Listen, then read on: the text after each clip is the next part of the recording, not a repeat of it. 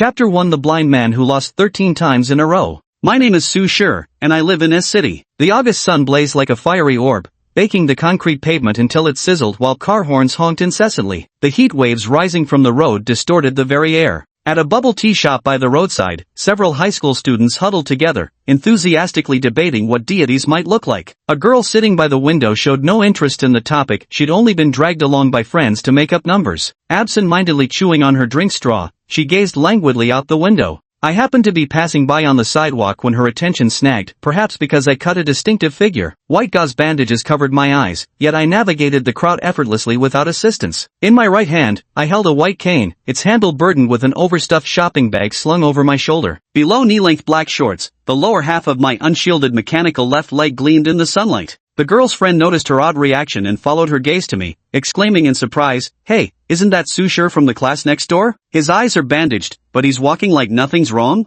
Another girl asked, "Su Shur, do we have someone with that name in the neighboring class?" A male student explained, "Xiaojin, you just transferred here, so it's normal you wouldn't know. Though he's assigned to the next class, he only came to school once at the beginning of term and never attended classes after that. Still, there are quite a few rumors about him." The boy continued, "I'm in the same class as him. That guy's had it rough. He participated in 13 consecutive games and lost every single one." A friend beside him widened his eyes in disbelief and asked, "Lost all 13 times? Then how is he still alive?" The boy shrugged. "Who knows? We trade our lifespan for entry tickets, but this guy trades his organs instead. He's literally gambling with his life." The girl named Xiaojin zeroed in on the key point. 13 times? We only enter the game once every 3 months. How could he? Mid-sentence, she seemed to realize something, her expression freezing. The friend confirmed her suspicion. "Exactly. He's the same age as us, but it's like he enters the game every single month. That guy's a complete madman." Another guy sneered, "Ha, what kind of madman would lose 13 times in a row? Seems more like a stubborn fool who can't accept reality to me." "Fool," the girl mumbled softly, watching as I disappeared into the crowd. Returning to my small cottage, I grabbed the shopping bag hanging from my white cane by its corners and flipped it upside down. A pile of exquisitely packaged bento boxes and instant noodles came tumbling out. These would be my sustenance for the next few days. After all, a blind man like me can't cook for himself, and my place doesn't even have a kitchen to experiment in. Though I'm blind, in this world where gods truly exist, you don't survive without some tricks up your sleeve. Starting from last June, I've participated in 13 consecutive games and lost every single one. The price of defeat is clear to see from my broken body. But I'm an exception. Under the gods' rules, there are no limits on game tokens. Anything of value you possess can be used, as long as the divine mirror recognizes its worth. Most people use their lifespan as currency. Freaks like me who gamble with body parts are rare. I tore open a packet and poured boiling water into a cup of instant noodles. Sitting on the cracked leather couch, its color resembling parched earth, I deftly detached my mechanical left leg and began maintaining it with black cloth and lubricant.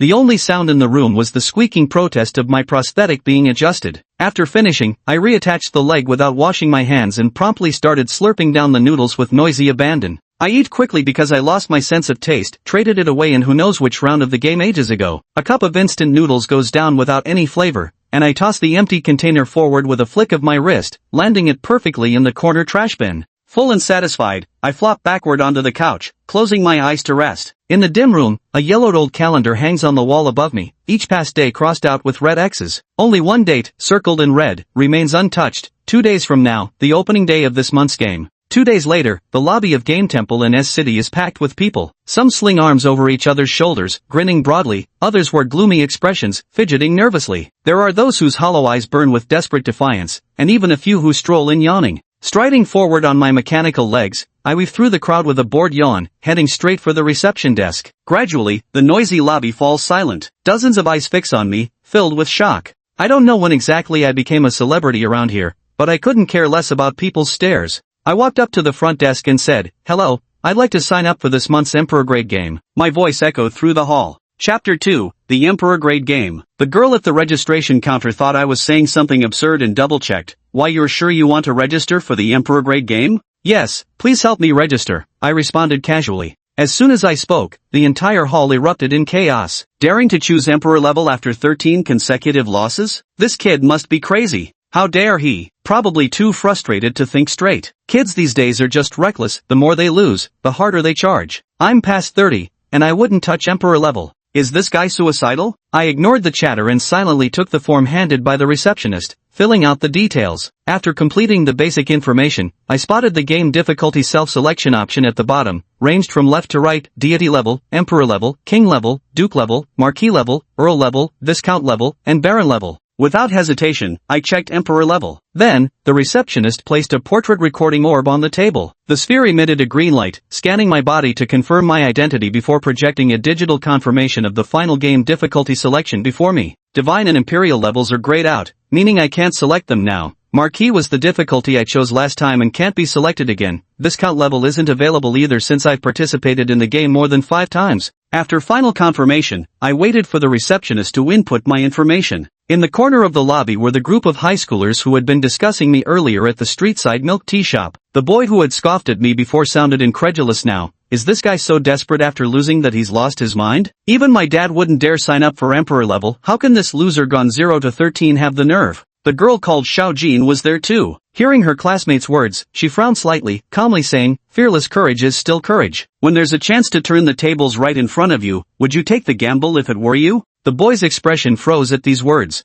Hard to say, I muttered to myself. Up to now, I hadn't even participated in a marquis-level game, let alone consider attempting Emperor-level selection. According to the rules, below the Emperor level, one qualifies to register for higher difficulty games only after completing the immediately preceding tier. As for levels above Emperor rank, that's beyond even our wildest imaginations. After the receptionist completed my registration, staff quickly escorted me to queue at the neighboring Divine Mirror Pavilion. Standing at the back of the line, I watched silently as each person ahead underwent life value assessment. I'd once been part of this examination crowd too. When my first test results came through, I learned I didn't even possess sufficient residual lifespan to afford the participation fee. 3 minutes later, I reached the front of the Divine Mirror. Before I could do anything, a green beam swept over me. Then, with the cool female voice of an AI, the Divine Mirror announced the price I had to pay this time. Esteemed Mr. Sushir, you have chosen the Emperor level difficulty. Based on your life value assessment, the cost you must pay this time is everything you have.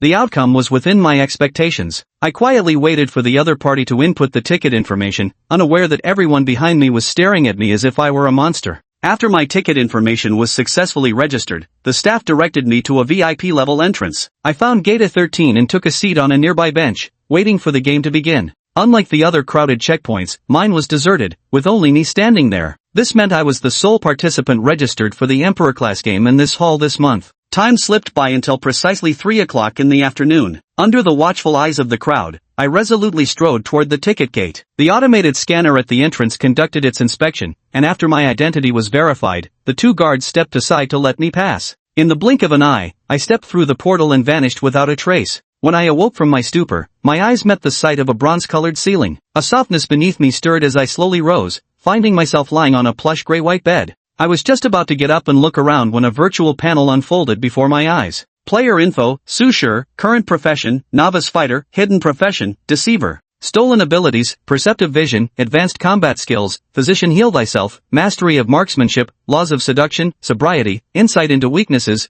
agile footwork, swift evasion, advanced landlord skills, mastery of wrist strength, wrath. Game level: Royal. Game rules: 12 players have been placed in the wooden cabin. The cabin's restrictions will lift at exactly 8 p.m. 3 days later, at which point players may leave. Within this period, the 12 players must identify the keeper hidden among them who holds the game's clues and submit their answer before midnight. Each player may submit only once. The clues are carried by only 1 player per day and reset at midnight. If no player identifies the hidden keeper before midnight that night, the keeper may choose to leave the cabin early with the current clue. Conversely, the one who finds the keeper gains exclusive rights to the clue but cannot leave the cabin early. World rule: truth, refreshes at midnight. Truth: under this rule, everyone affected will speak nothing but the truth and cannot weave lies. Sitting on the bed, I carefully read through the game rules displayed on the panel and fell into thought. Truth, huh? Perfect chance to test it. I look really. Just as the words reached my lips, a force from the rules forcibly corrected my speech, and I blurted out, I look so damn handsome. That simple sentence made me certain I genuinely couldn't lie today. After pondering for a moment, I got out of bed and stretched, readjusting to having a complete body. Even though I might be missing limbs in reality, here in the game, everyone participates with their most intact form. I did a few burpees to confirm my movements weren't hampered by my physical condition, then selected a white martial artist's training suit from the virtual panel and slipped it on. With everything prepared, I glanced at the virtual clock on the wall. The hour hand pointed precisely at 7. I turned the locked doorknob, and in an instant, the restraints on the door vanished. My sensory field of vision expanded explosively from the confines of the room outward. Fortunately, I had anticipated this and managed to keep the passive range under control, limiting it to within 5 meters. This was an Emperor-level game. Who knew if using perception vision right off the bat might expose me to someone with formidable mental strength? I should go meet today's roommates, I thought. Only after stepping out did I realize my room was on the second floor. After closing the door, I noticed the number 11 posted on the back. Walking down the hallway, all the other doors remained tightly shut, and I had no intention of knocking.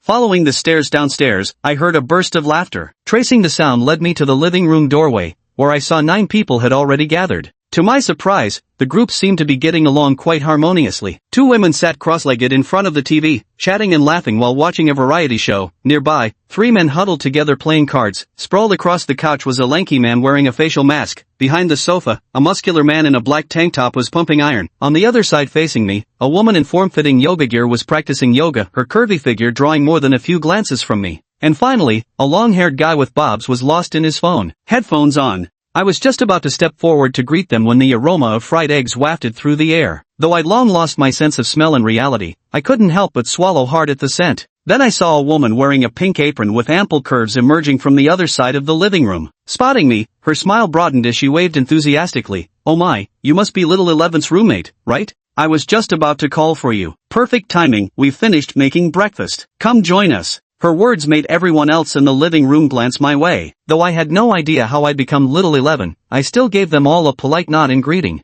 Among the trio playing cards, the man in the yellow t-shirt was the first to throw down his hand and decisively stood up. "Awesome, time for breakfast." "Hey, you little cheat. I was about to win this round," another man grumbled. The yellow-shirted guy waved him off, saying, "Don't rush, we'll continue after breakfast." Led by the man in yellow, the others also got up one after another. Following behind, I entered the kitchen and spotted another man wearing a black chef's uniform. Counting me, all 12 players had gathered. "Everyone's here, right? Have a seat, make yourselves at home. Breakfast is grilled meat and egg sandwiches, with milk. Hope you like it," the chef said warmly, ushering everyone to the table. On the long table, 12 exquisite breakfast dishes were neatly arranged, presenting a truly stunning sight. "Wow, smells amazing. You're a pro, bro." The man in yellow chuckled as he was the first to take a seat, taking a sip of milk and a bite of his sandwich before his eyes lit up with admiration as he gave the chef a thumbs up. The others soon followed suit and sat down. After sitting, I immediately scanned the composition of the breakfast before me with my sensory vision, verifying it was safe before taking a bite of the sandwich. After all, there was no guarantee that the man in yellow and the chef weren't colluding. I finished the sandwich in no time and, just like the man in yellow, instinctively gave the chef a thumbs up, even asking for seconds. The chef smiled and quickly brought us 2 more servings. Others hadn't even finished half their breakfast when they watched us 2 devour our second portions like starving ghosts. After most people had eaten their fill, excluding the 2 of us still stuffing ourselves, the chef guy took the opportunity to speak up. "Since it's everyone's first time meeting, and we're all here now, how about we start with some simple self-introductions? Since I'm the one who brought it up, I'll go first. My name is Tosin Edson, I'm 34 years old, and as you can see, I'm a chef by profession." Edson had just finished introducing himself when the long-haired man, who had been wearing headphones all along, suddenly looked up and asked out of the blue, "So, are you a chef in the game too?" Hearing this, Edson's smile froze for an instant, then quickly brightened even more. "Of course, it's the same in the game, just a cook, that's all." His unequivocal answer silenced the long-haired man. After all, everyone knew no one could lie today. After the long-haired man finished asking, the busty woman who had initially called everyone to breakfast took over the conversation. It's my turn. My name is Taijima Mieko, and my in-game profession is an alchemist. Whether it's beauty serums or yang-boosting potions, I've got them all." Then, as if remembering something, she added, "Oh, right, I'm 18 this year, by the way." I was wolfing down my food when I heard her speak. Glancing over, I saw her ample chest and the mature woman's aura radiating from her every gesture. My cheeks stuffed like a hamster's, I instinctively shook my head. After that, I quietly kept eating while listening to everyone else's self-introductions. Hanjiching, high-level fighter in-game, yoga instructor in real life. Pleased to meet you all. I'm Levin Mace, a healer by profession in the game. It's a pleasure to make your acquaintance. As the words landed, I glanced up at the speaker, a fair-haired man with glasses whose refined bearing left little doubt this was precisely the same fellow who'd been reclining in the living room earlier with a facial mask. "Greetings, everyone. I'm Gui Gang, also holding the advanced fighter class in-game. My name is Zhang Jiqing, occupation blacksmith. Leo Stanley, game profession scholar." With these introductions complete, the burly man settled slowly into his seat. For a moment, the kitchen fell utterly silent. Even Huang Yinan and I, who had been eating enthusiastically, stopped chewing. Staring at his arms, which were thicker than my head, I found myself at a complete loss for words. Huang Yinan stood up and declared, "A scholar. Wonderful, wonderful. Now it's my turn. My name is Ji Lang. Everyone can call me Langjun, except for the guys. Though honestly, if any guy actually calls me that, I won't mind. My in-game class is Windwalker. Oh, and Mr. Edson? These sandwiches are fantastic. Hope tomorrow will be better. Oh, and my room number is 9, by the way." I gave the utterly unserious guy in front of me a fleeting glance and decided it'd be best to steer clear of him for the next 3 days. Ji Lang, who had just sat down, seemed to sense something as he turned toward me and flashed a smile. My mouth was stuffed with food. I offered a simple grin in return, though it risked exposing the food debris inside my mouth. The woman sitting nearby spotted crumbs falling from my mouth onto the table, her eyes flickering with distaste before she stood up to introduce herself. "Hello, everyone. My name is Bai Ko, and my in-game class is Telekineticist. Hello, everyone. I'm Wu Qiulin, and my in-game class is Pyromancer." After the last two girls finished their introductions, I lowered my head with a trace of gravity in my eyes, thinking, 2 rare class players, huh? The long-haired guy who'd been wearing headphones showed no intention of standing up. From his seat, he casually tossed out, "Shofan. Game class, Analyzer." Then he immediately lowered his head to continue playing with his phone. After Chofan's introduction, I was now the only one left who hadn't introduced myself, still wolfing down my food, with 5 empty plates already stacked beside me. I wanted to follow the rhythm and quickly stand up to introduce myself, but the food stuffed in my mouth simply wouldn't allow it. Edison sitting across from me simply smiled gently and said, "No rush, take your time. Swallow your food first before speaking." Not far away, Jairu couldn't resist teasing, "Kid, looks like you're even more like a starving ghost reincarnated than I am." Having just swallowed my food, I simply gave a sheepish smile, then took a sip of milk before slowly standing up. "Hello everyone, my name is Su Shi. I'm a novice fighter in-game, just an honest guy hoping for everyone's kind guidance." Everyone stared at me grinning foolishly with wide-eyed astonishment. "What the heck? A beginner-level fighter? You must be joking, right? This is literally the Emperor tier game where everyone is at least elite level." Aiko frowned. "Beginner-level fighter? Yes, I'm an honest man who doesn't lie, auntie," I replied with a cheerful nod. As soon as I finished speaking, Baika seemed to have heard something utterly unbelievable, completely ignoring what came before. "You, what did you just call me?" "Auntie," I repeated with a smile. A vein bulged on her forehead as she was about to erupt, but noticing the tense atmosphere, Ji Lang quickly steered the conversation elsewhere. "Wait, how can a beginner-level martial artist like you be here?" "Because I've already lost 13 times in a row," I said nonchalantly. 13 times? Ji Lang's mouth twitched involuntarily. The kitchen fell into silence once more. Under normal circumstances, no one would believe my opening introduction, but the crucial point was that today's world rule was truth, the indisputable fact that no one could lie. Which meant my claims about being a novice fighter and losing 13 consecutive matches were completely true. I genuinely was that honest. The blonde man, Mace, adjusted his gold-rimmed glasses, the lenses catching the light, and asked, "So, Your Excellency didn't earn your Imperial rank qualification through victories, but by losing all the way up?" "Correct. How could you still be?" Jiro didn't finish his sentence. Of course I knew what they were implying, so I smiled and said, "Maybe I just got lucky." Jilong seemed to want to ask more, but in the end could only manage to mutter, "Then you really are lucky." Nearby, Baiki scoffed and said, "Ha, lucky. Then let me ask you this, are you today's Keeper of Secrets?" "Keeper of Secrets? No, I'm not," I answered bluntly. Hearing my response, Baiku immediately smiled. "It seems your luck is indeed quite good." Looking at me who had answered so decisively, most people in the kitchen couldn't help but steady their foreheads with their hands. It appeared that only 11 people remained at the start of this game. But then, I dropped a bombshell. "Auntie, are you the Keeper of Secrets?" "Ha!" Baiku turned her head in surprise, meeting my innocent and pure gaze. The corners of her mouth twitched momentarily. After a moment's thought, she chose not to answer, remaining silent instead. Ji Lang's eyes lit up in the distance as he teased, "Hey, auntie, why aren't you saying anything? Don't tell me you're really today's Keeper of Secrets?" Baiku snorted coldly, "Then if I ask you, will you answer?" "Well then, go ahead and ask." Ji Lang pressed relentlessly. Reluctantly, Baiku could only ask, "Are you the Keeper of Secrets?" "I'm not," Ji Lang replied breezily. Baiku hadn't actually expected him to respond, nor could she think of a retort. The rising fury had nowhere to go but back down her throat, her emotions teetering on the brink of a meltdown. She was probably thinking, seriously, this is a game, not some Q&A session. What kind of weirdos are these two? Under the rules of the world, whether she is the Keeper of Secrets or not, she wouldn't answer. After all, under the influence of the truth mandate, every person who admits they are not the keeper narrows the scope of suspicion for the others. She was determined to keep the clues to herself. Why would she honestly admit to making things easier for the others? Besides, today was special. Under the rules of the truth game, even if she failed to uncover the keeper in the end, the chain reaction triggered by her self-destruction would reveal today's keeper. At worst, she'd just have to share the clues with the others. After revealing his identity, Ji Lang had nothing left to hide. Thus, the questioning session began in the kitchen.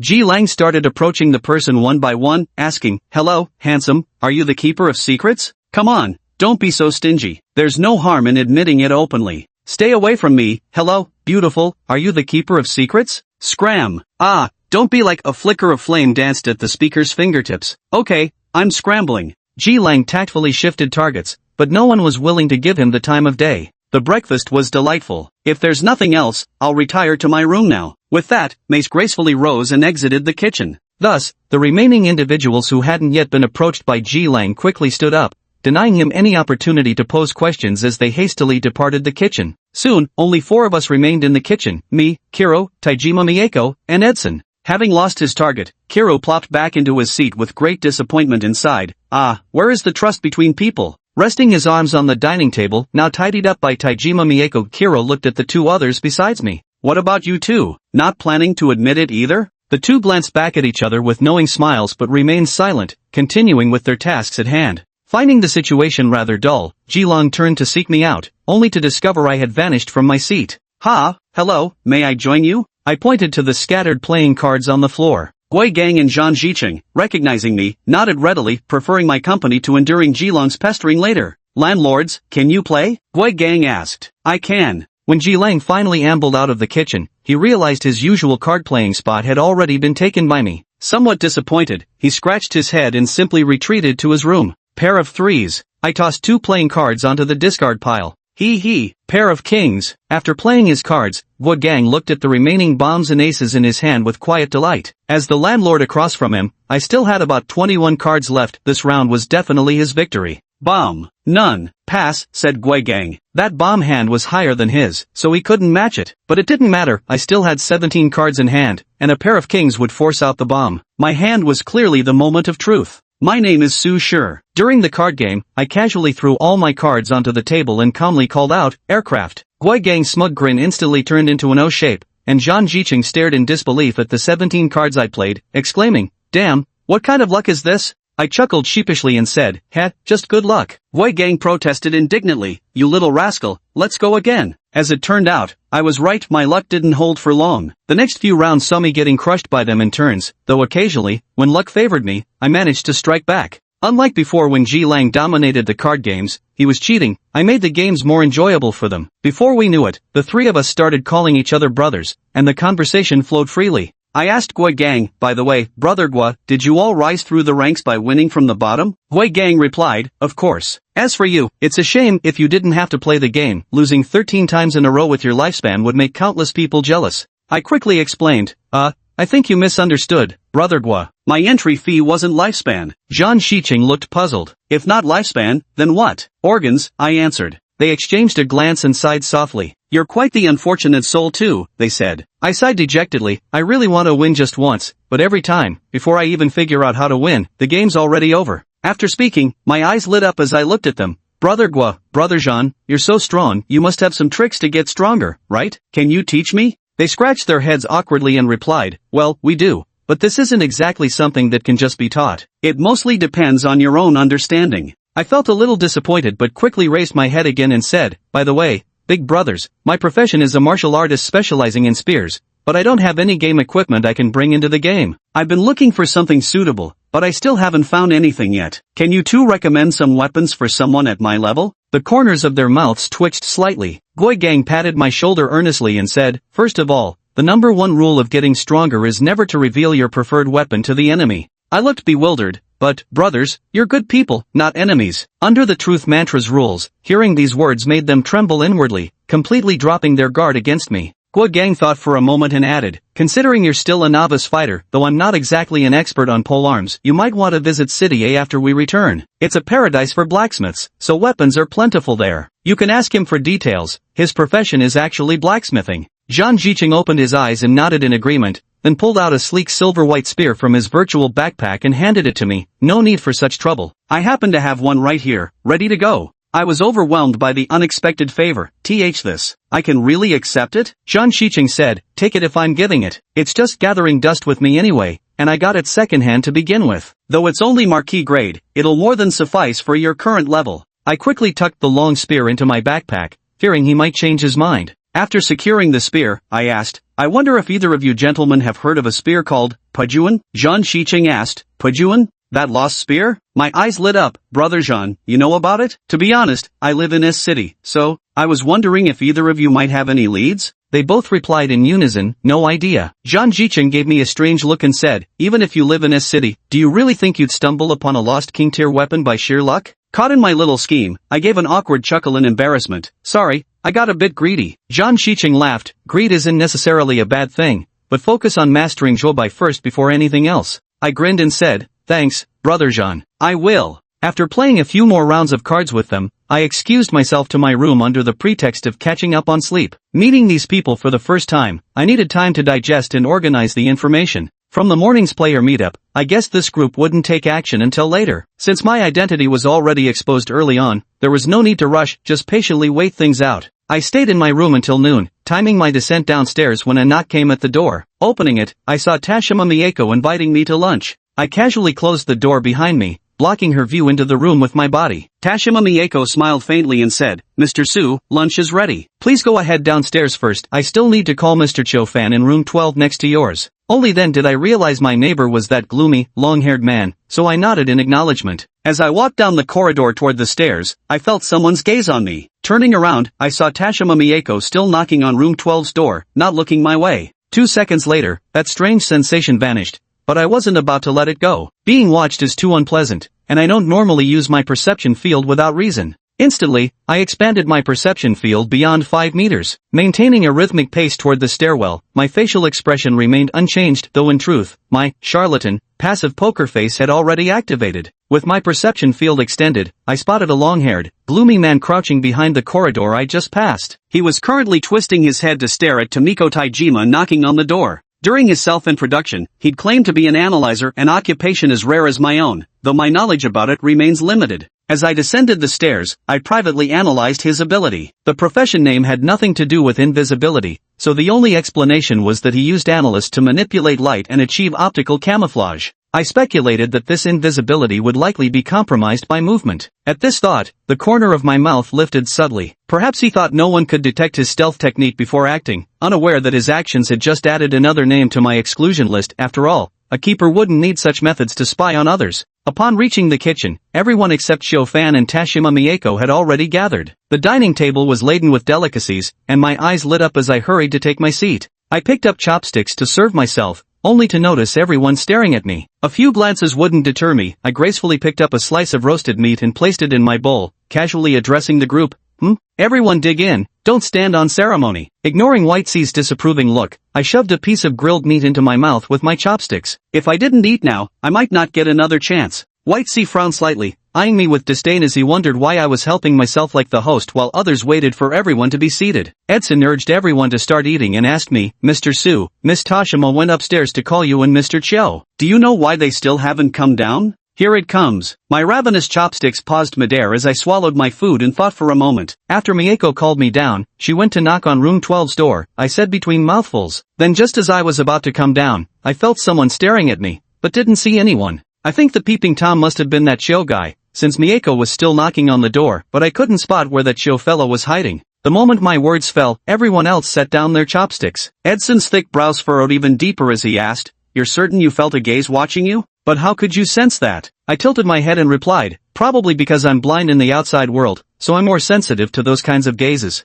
Baika stared at my clear, unclouded eyes in disbelief and asked, You're actually blind in reality? I answered breezily, that's right. After all, I didn't have any extra lifespan left, so I had to use my organs as admission tickets. My response left the others utterly unsettled. The look Baiku gave me shifted from regarding a savage to regarding a deranged savage. If she'd had to lose 13 times in a row at the cost of her own organs until she became disabled, she'd probably rather die. At that moment, a woman's scream came from upstairs. Edson's face instantly darkened as he slammed the table and stood up. It was the voice of Mashiko Taijima. I remained seated, narrowing my eyes slightly. That scream was like a signal, shattering the illusion of harmony. I had initially thought that Cho Fan would be smarter, using the advantage of invisibility to observe quietly. That's why I deliberately revealed everything I'd perceived through my sensory vision earlier, wanting to create conflict and chaos. But now, it seems unnecessary. Judging by this situation, the other party probably never intended to follow the game's primary route from the start. His morning self-introduction might have just been an attempt to use the truth rule to confirm whether others' professions posed a threat to his abilities. After confirming, he might have directly changed his approach to clearing the stage and targeted the isolated Tomiko Taijima. After all, one of the game rules states, when all other players in the game die, the sole survivor is declared the winner by divine judgment. Within just a few seconds, a storm of deduction raged through my mind. Edson took the lead and rushed toward the stairs,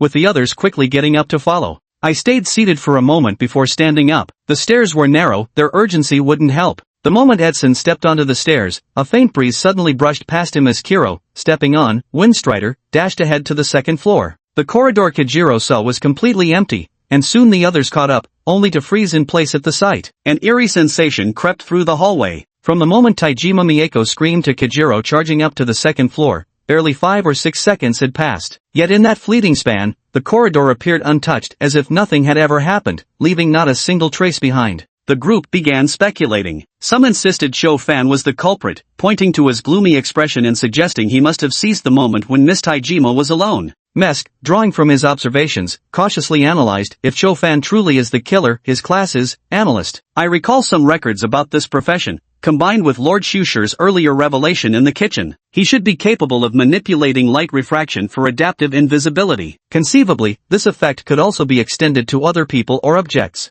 Mace's words sent a chill down everyone's spines as they all intently stared down the empty corridor. Someone asked, "Are you saying they might still be in the hallway?" Mace said, "Maybe, but not necessarily. Though this kind of analysis probably can't achieve real-time processing. If they were to take action, flaws would likely show. After all, certain elements like sound can't be filtered out through analysis." Wu Qiulin let out a cold snort, took a few steps forward, and stood firmly. "Whether they're there or not, we'll know with a single test," she said. Then she raised her hand and pointed down the corridor. A streak of flame flickered at her fingertips, and in the next instant, a fan-shaped wave of fire carrying terrifying heat surged through the entire hallway in an instant. Watching the corridor engulfed in flames, the crowd's lips twitched slightly. No one noticed that during the brief seconds when the sea of fire swept through the corridor, behind the crowd, room 7 at the far end of the opposite side of the hallway silently cracked open a sliver. It was Tomiko Taijima's room, and from behind the door, a gloomy gaze fell upon Wu Qiulin as she performed her magic. The sea of fire lasted for 5 seconds before Wu Qiulin withdrew the flames. She spread her hands and said, "My flames can't sense anything. They're not in the hallway." Everyone fell silent. Even if there had been anything to say, she'd probably burned it to ashes, though they didn't seem to mind. What surprised me was that the hallway,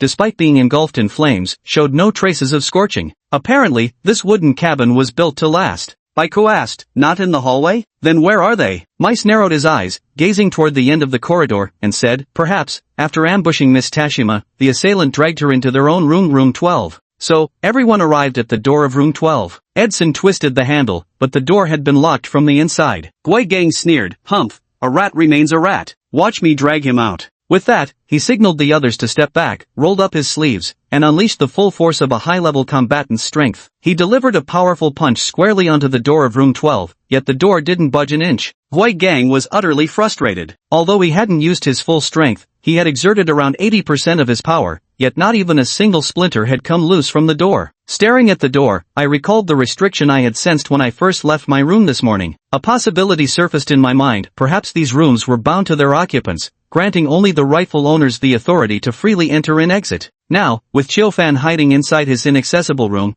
we couldn't even force our way in, let alone rescue anyone. Gui Gang's heart ached at the thought of the voluptuous Taijima Mieko currently sharing a room with some gloomy creep. Baiko frowned and said, "This door is way too sturdy. What do we do now? If he just stays holed up inside, aren't we powerless against him?" Then she added, "Could this Chiofan be the keeper?" I'd been quietly observing everyone, and hearing her words left me utterly speechless. Looking at her dead serious expression, was this aunt genuinely dumb? After all, not every game round required brains. I'd seen players who brute forced their way through with sheer strength alone. While it's possible she was acting, if it were me, I wouldn't even fail at playing a fool this badly. Having observed this, I removed her from the list of suspects first. Edson swept a solemn glance across the group and said, "Regardless, we need someone to stay here on guard. But right now, there's another issue we must address. Has any among you? He looked at each person deliberately and enunciated every word. Taken advantage of the chaos to harbor murderous intent? This question must be answered by everyone present, including myself. I can guarantee right now my only goal is to identify the keeper, and I bear no murderous intentions toward any of you. Now, it's your turn. After a moment of silence, Leo Stanley said frankly, I can guarantee that I have not the slightest intention of killing anyone present. The others also quickly confirmed they had no murderous intent. Edson let out a long sigh, but I thought this method was utterly useless because one could simply harbor killing intentions after making such a pledge. This guarantee essentially only applied to the present moment. Zhang Xiqing asked, the question is, who should stay here to guard? Edson scanned the group and inquired, any volunteers? Guo Gang said, I can, and I recommend this kid to stay with me. He pointed at Ji Lang as he continued, I'm a high-level martial artist, one of the strongest here in close combat. He's fast. The two of us are enough to guard the place. Ji Lang, who had been singled out, saw black before his eyes. He regretted showing off his speed earlier. Edson said, alright, you two take the first watch then. We'll switch after dinner. Go on down and keep eating, I'll bring your portions up later. I stopped my train of thought too and followed the crowd downstairs. After all, eating took priority. At the end of the hallway, only two men remained sitting on the floor, unaware that on the other side, hidden from view, the door of room 7 slowly creaked open from within once more. Chapter 7 The Raging Chofan. I was at the end of the hallway when I heard people talking. Just saying up front, I'm no good at close combat. If that guy charges out from inside, I won't be able to hold him off. Heh, if he dares to open the door, you charge right in. Just don't let him lock it, cut off his retreat. I'll handle the front. Not to poke my nose in, but you're awfully eager. Do you have a thing for that busty auntie or something? Despite it being high noon, the windowless, lampless corridor remained dimly lit. Too engrossed in conversation, the two failed to notice door number 7 silently cracking open at the far end of the hallway until a pale, slender finger slid out like a ghost and pointed soundlessly across the darkness. Then in the shadowy corridor, flash, a crimson spark flickered, and suddenly a tongue of flame erupted from thin air. Boom! At that exact moment, I just plucked a piece of meat in the kitchen, chopsticks poised midair, when the thunderous explosion detonated right above us. God damn it! I cursed through clenched teeth. Can't even eat in peace around here. By the time we all scrambled back to the second floor, all we found were Jilong and Gui Gang collapsed before room 12's doorway. Without hesitation, Wu Qiulin stepped forward ready to unleash hellfire down the entire corridor until Han Jiqing's lightning reflexes yanked her back by the collar. Stop it! Are you trying to kill them? Wu Qiulin scoffed coldly, then why don't you do it? At this moment, Stanley stepped forward and said, let me give it a try. Miss Bai, could you please use your ability to move these two injured people out first? Bai Ku was reluctant, but knew this wasn't the time to oppose. She stepped forward and used her telekinesis to levitate and move the two unconscious individuals out. Stanley closed his eyes momentarily. When he reopened them, his wise eyes focused on the corridor. 5 seconds later, he shut his eyes again, withdrawing his insight, and shook his head. I can't detect any trace of that person with my insight. It seems they were never here to begin with. Beside them, Mice was already using heal to treat the two whose skin was nearly burned off. Their injuries are severe. Even with my heal, it'll take some time. Mice paused, looking at Wu Qiulin, and both of them clearly suffered serious burns from fire. The only one among us who could use fire magic should be Miss Wu. Come on, I've been with all of you the whole time. Miss Wu, that's not what I meant. Stanley knew he couldn't remain hidden any longer, so he stepped forward again.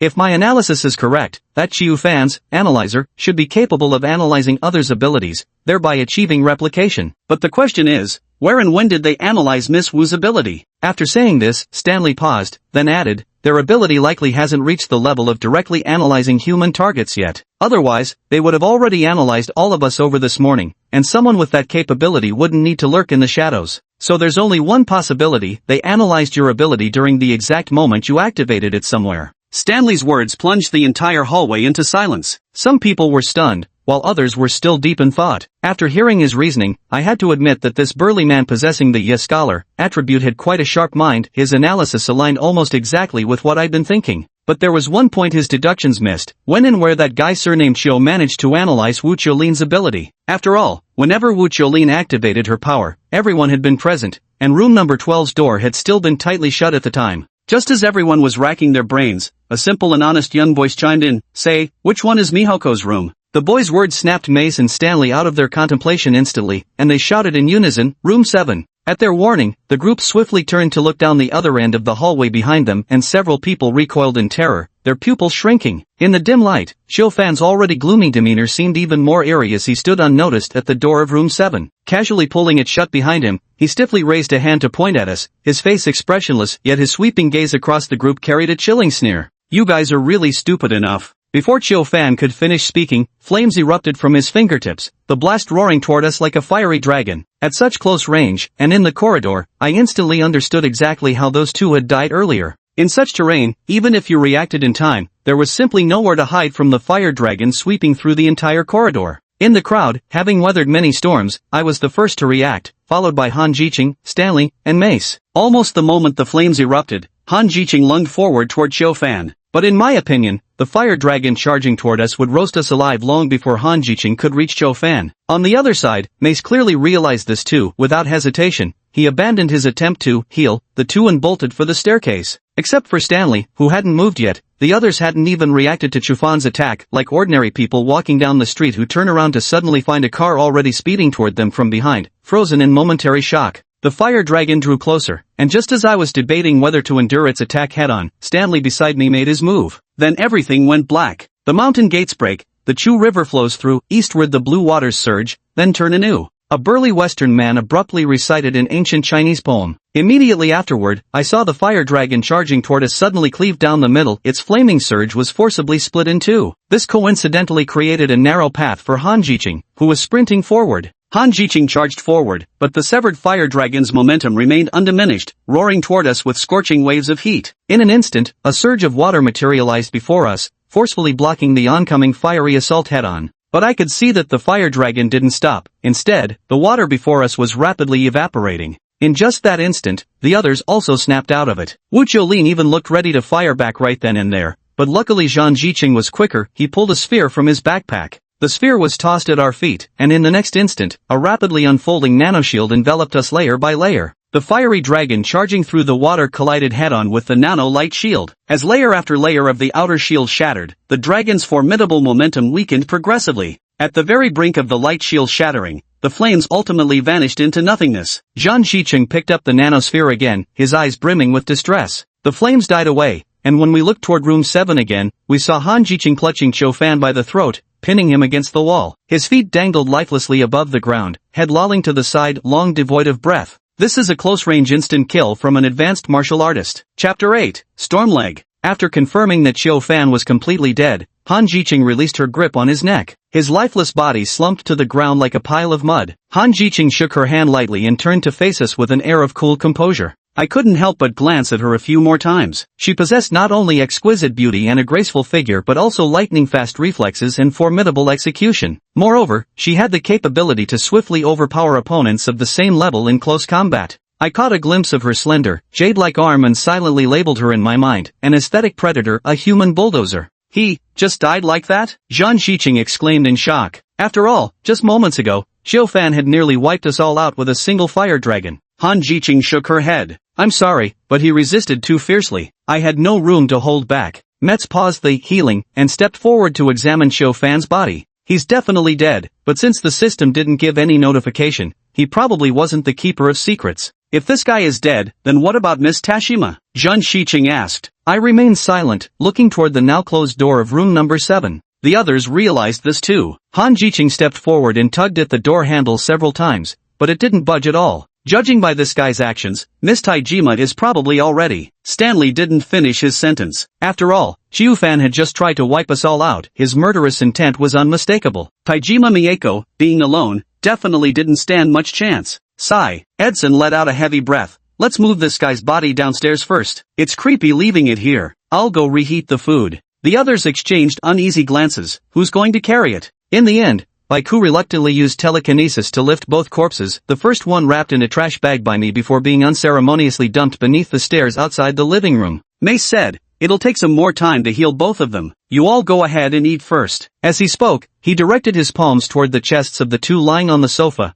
and a faint glow emanated from his hands again. Everyone nodded. I glanced at Mace, unsure whether he was genuinely weak at healing or deliberately prolonging the treatment. I had seen the healing light of other healers before even those ranked at the squire level had a brighter glow than his. At best, his healing light resembled a dim light bulb running low on battery. But I didn't really care. After all, I wasn't the one injured. I turned and followed the others, surrendering myself to the embrace of good food. Once we had filled our stomachs and everyone came out, Mace finally stopped healing, stretching lazily for show. "These two are pretty much recovered," he said. "Once they wake up, I'll check if there's anything else wrong with them." Edison chuckled. "You've worked hard. I left your portion in the kitchen." "Thanks." After Cho Fan's earlier commotion, everyone was somewhat exhausted. Having finished lunch, they each returned to their rooms except for Stanley, who stayed behind, and me, who volunteered to take care of the injured. Then, I watched as Stanley, having just finished lunch, spread a book on the floor. Positioning himself over it, he resumed his daily reading routine, even doing 3 push-ups with every page turn. I was curious. Wouldn't exercising like this right after a meal make him run to the bathroom? Feeling somewhat bored, I turned on the TV and, keeping the volume low, tuned into an animal documentary. Time ticked by as Stanley finished reading and returned to his room. Around 3 o'clock, with my perception field still active, I keenly noticed Jiro's eyebrows twitch slightly as he lay on the sofa. Immediately switching off the TV, I moved closer to him. Groggily, Jiro awoke, first gazing at the ceiling, then turning to see my concerned face hovering nearby. Words tumbled out of me in rapid succession. "You're awake? Does your body still hurt? Can you get up by yourself? Are you hungry? If it still hurts, don't try to rise yet. I kept portions for both of us in the kitchen. I'll heat them up." With that, I sprang up and hurried toward the kitchen. Moments later, I carefully balanced 2 plates of food as I knelt before Jiro. Gently helping him sit up, I nestled a cushion behind his back before bringing a bowl of lean meat porridge close to his lips. My voice softened to a murmur. "Rest some more, I'll feed you. Here, say ah." Seeing the spoon extended toward his mouth, the unsuspecting Jiro instinctively opened his mouth. A mouthful of warm porridge flowed onto his tongue, and the look he gave me was brimming with emotion. He was nearly moved to tears. I asked softly, "Is it too hot? Does it taste good?"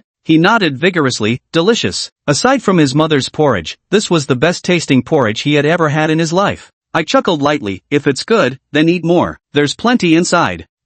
After slowly feeding her a full bowl, I excused myself to get another serving and retreated to the kitchen. The moment I stepped inside, I quickly steadied my mind and entered the system interface. Player, Jiro, current affection level, 99+. Prerequisite for ability theft, affection level 60, achieved. Random ability theft activated? With my eyes closed and a slight smirk, I instantly selected, yes. Successfully stolen. Randomizing ability. Random ability obtained, Storm Leg, High Tier, ability theft cooldown, 14 days 23 hours 59 minutes 59 seconds. Seeing the high tier Storm Leg I had randomly obtained, I closed the panel with a satisfied smile and casually took another bowl of lean meat congee from the microwave. Jiro was still savoring the aftertaste of the previous bite when I placed the congee on the table. Lying on the sofa, he looked up eagerly expecting me to feed him again, but I merely said airily, "Your hand should be fine by now, so help yourself. I'm feeling a bit sleepy and will head to bed first." Watching me walk away with determined strides, Jilong froze momentarily before staring pensively at the steaming bowl of lean meat porridge before him. Is my charm still not strong enough? Everything remained normal until dinner time. Go Gang had also regained consciousness, and aside from some serious superficial wounds,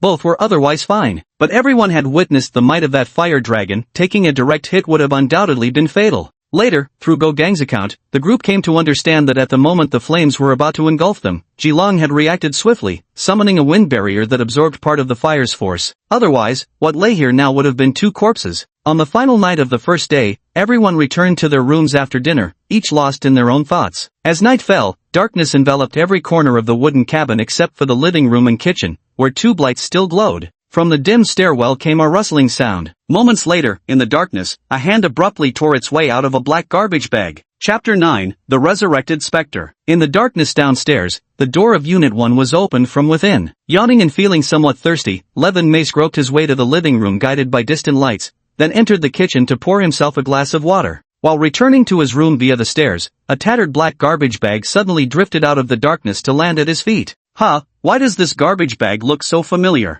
Levin Mays was still puzzled when a blade silently pressed against his neck. In the darkness, a crimson bloom emerged as the blonde-haired man's eyes widened in shock. Clutching his bleeding throat, he couldn't utter a sound. In an instant, an emerald green light erupted from the blonde man's body. But before the glow could fully shine, a blade pierced his heart, then twisted ruthlessly, completely shredding the organ within. Blood soaked the floor as Cho Fan gently laid the corpse down and casually stepped on the man's furious, unwilling face. Droplets of blood trickled slowly from the blade in his hand. Tonight, no one would sleep. In the dim corridor, Fan carried Levin Maze's corpse to the door of room 1 and used the dead man's palm to open it. At the same time on the second floor, door number 12 slowly opened from within, and a figure slipped out, silently descending the stairs. Back at the scene, Fan, his eyes reddened, used analysis to completely conceal the bloodstains on the floor. After setting everything up, he bypassed rooms 2 and 3, ascended the stairs, and like a ghost, silently arrived at the door of room 12, analysis concealing his form in the darkness. Time passed slowly, and at exactly 11 o'clock, Fan in the darkness moved. He walked a few steps to the door of room 11 and gently knocked. After a short while, the door cracked open slightly from the inside.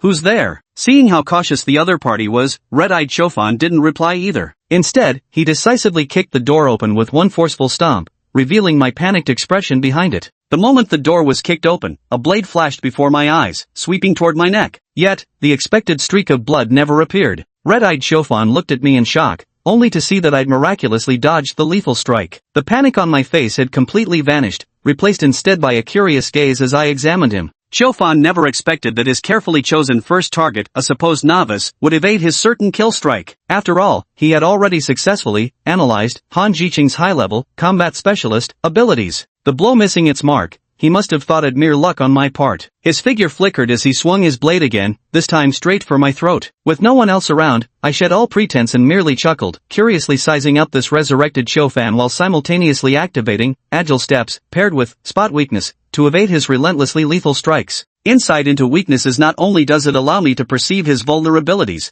but I can also clearly track every movement he makes. Thus, within the not-so-spacious room, the two of us darted and maneuvered, you attacking, me dodging, locked in a fiercely intense battle. Crimson-eyed Fan seemed to have the upper hand, relentlessly pressing his assault, yet in reality, from the first strike till now, a mere 3 seconds had elapsed during which he had already swung his blade over a dozen times without managing to sever even a single strand of my hair. After swinging the 20th strike without landing a hit, the red-eyed Fan began to panic. Cold sweat seeped from his forehead as a furious roar erupted in his heart. What the hell is going on? I thought I was just a beginner-level trash at combat, so what's up with these moves I'm pulling off now? The red-eyed Chuvan guy was getting progressively more worked up, growing increasingly frantic with each strike. At such close range, I could even see his eyes turning even redder. He kept shouting between blows, "Just one hit, just one. Let me land just one damn hit, you bastard." I watched him and began analyzing. A one-dimensional attack pattern, stiff and inflexible footwork, red eyes born from stress and desperation, delayed reactions to combat situations. Seems like your mind's really elsewhere.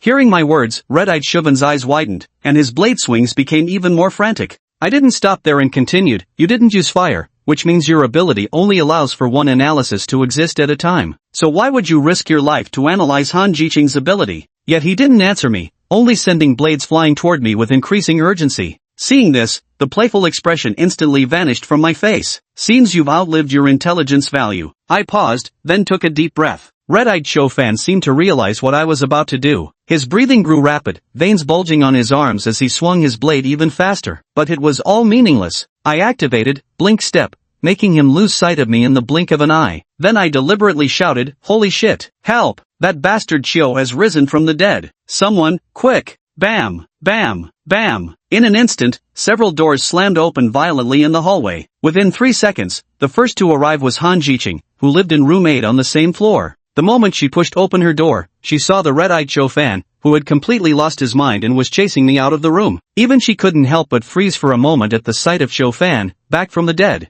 I was speechless. Here I was, being chased with a knife, and she just stood there frozen? I immediately yelled, "Help!" The cry for help snapped Han Jiqing back to her senses. She took a step forward and charged straight at the red-eyed Fan. Seeing the blade in his hand, a short knife instantly materialized in her grasp. The distance between the three narrowed rapidly when Han Jiqing suddenly shouted, "Kid, roll down." Catching her meaning, I immediately dove forward into a roll. The next instant, Han Jiqing's dagger clashed head-on with the blade of the red-eyed Fan. Red-eyed Fan was forced to halt his pursuit, his crimson eyes glaring viciously at me as I hid behind Han Jiqing, gnashing his teeth in frustration. "What are you pissed about?" Han Jiqing saw her opponent daring to get distracted during their knife fight and immediately kneed them hard in the stomach. The pain-stricken red-eyed Fan felt his stomach acid rising to his throat. As he instinctively tried to retreat a few steps, Han Jiqing, gripping her dagger, pressed forward relentlessly, forcing him to brace himself despite the slight distortion in his movements. The consequence was that even though red-eyed Fan had analyzed her abilities, he was still being overpowered and savagely beaten by Han Jiqing head-on. While the two were locked in combat, the others gradually arrived on the scene. However, their grappling was so intense that the rest found it impossible to intervene for fear of accidentally hindering rather than helping. Fortunately, judging by the situation alone, Han Jiqing had already gained an overwhelming advantage. The wounds on Red-Eyed Chaufan's body were steadily increasing. It was only a matter of time before the outcome was decided. Ji Lang couldn't help but exclaim, "These two are really formidable. Speaking of which, how did this guy come back to life? Didn't you all say he was completely dead?" Stanley shook his head and said, "I'm not sure, but at that time all of us were present, and he was definitely dead. Maybe he had some secret advantage we weren't aware of." As the group conversed, I keenly noticed that one person was missing from the crowd. It had been quite some time since I called for help, yet there was still no sign of that healer. Considering how Cho Fan specifically targeted me as the weak link, one might deduce he originally intended to eliminate the easier targets first. So what if I wasn't truly the first person he planned to attack? After all, Cho Fan's corpse had originally been dumped downstairs, and if I remember correctly, that doctor lived in room 1 on the ground floor.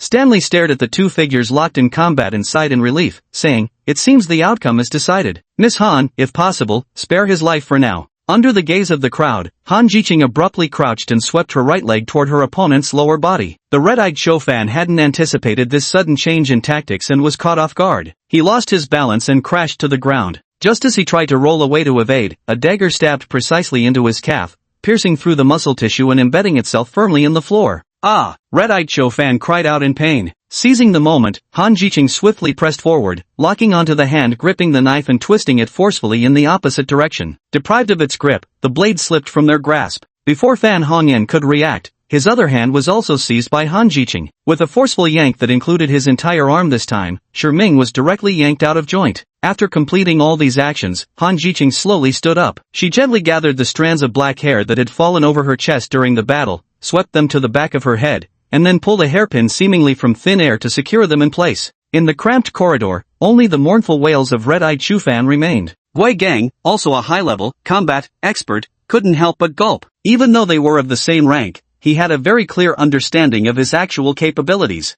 If this rank were to be further subdivided, he would barely qualify as a beginner, while the woman before him was already at the pinnacle, with breakthrough just a step away. Gui Gang silently vowed never to cross this woman in the future. Seeing that Cho Fan was no longer a threat, Han Jiqing decisively handed him over to others to handle. "He's your problem now." Fighting was her forte, but she'd never been fond of tasks requiring too much mental effort. Noticing that their opponent was immobilized, Ji Lang darted forward to where the red-eyed Cho Fan lay and crouched down, delivering a sharp slap across his face. "Haha, try burning your grandpa now." Red-eyed Cho Fan, ignoring the pain, opened his mouth and bit down on Ji Lang's outstretched hand. Ji Lang yanked his hand back in alarm. "Damn it, are you a dog or what? Biting without warning. Spit it out, how the hell did you come back to life?" Faced with Ji Lang's interrogation, Red-eyed Cho Fan suddenly paused, then spat a mouthful of saliva straight at his face. Prepared, Ji Lang dodged effortlessly like a gust of wind and reappeared at his left side in an instant, slapping him hard across the face. "You little brat, using tricks Grandpa mastered ages ago against him? Got a death wish or what? Talk, now." Red-eyed Cho Fan remained silent, merely staring at Ji Lang with a cold smirk. Ji Lang's lips twitched slightly before his expression suddenly shifted as if he'd realized something. His gaze slowly traveled down the other's body, eventually settling on a certain region below the waist,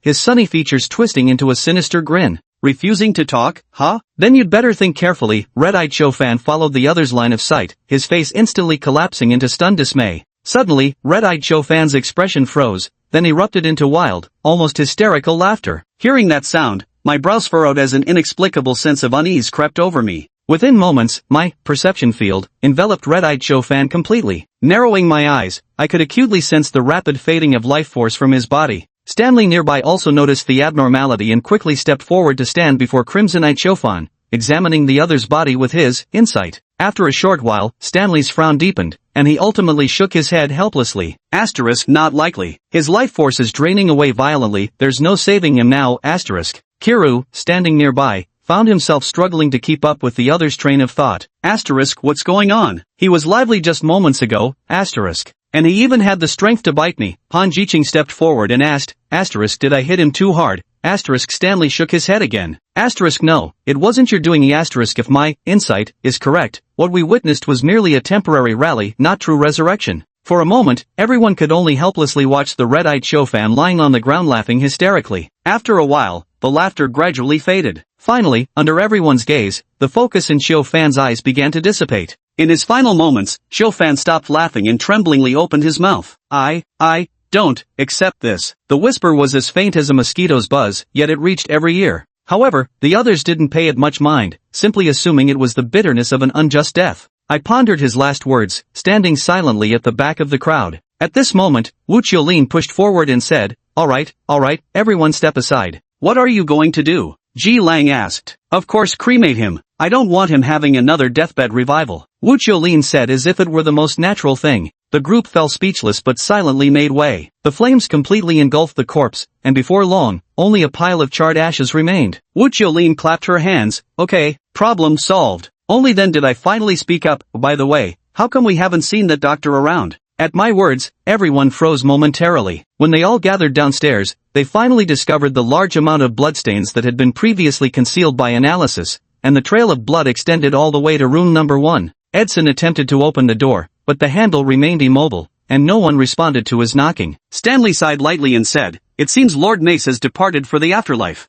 I couldn't help but give the burly man before me a strange look, thinking to myself, why not just say he's gone to be Satan's guard dog? The group briefly cleaned up the remaining bloodstains on the floor before each returning to their own rooms. At this point in events, few cared anymore about who the Keeper of Secrets was, wanting only to rest properly for the night. Late at night, approaching midnight. In the silent hallway, door number 1 slowly opened, and a figure emerged, tiptoeing cautiously. I saw Taijima Mieko step out of the room and first warily scan the surroundings of the hallway. After confirming no one was around, she smirked coldly without a sound and stealthily made her way toward the end of the first floor where the cabin's entrance was located. As she gripped the doorknob with both hands, she couldn't help but laugh out loud. It seemed she had won this opening act. Then, she twisted the handle and pushed outward. The door didn't budge. What was going on? Taijima Mieko refused to believe it and twisted the handle a few more times, but the door remained stubbornly shut. She began stomping her feet in frustration. Impossible. It's clearly 12 o'clock now. Why can't she still get out? Strange, isn't it? What could be the reason? My voice emerged from the darkness, instantly freezing Taijima Mieko in place. Click, click, click. Stop twisting it. Even if you break that doorknob,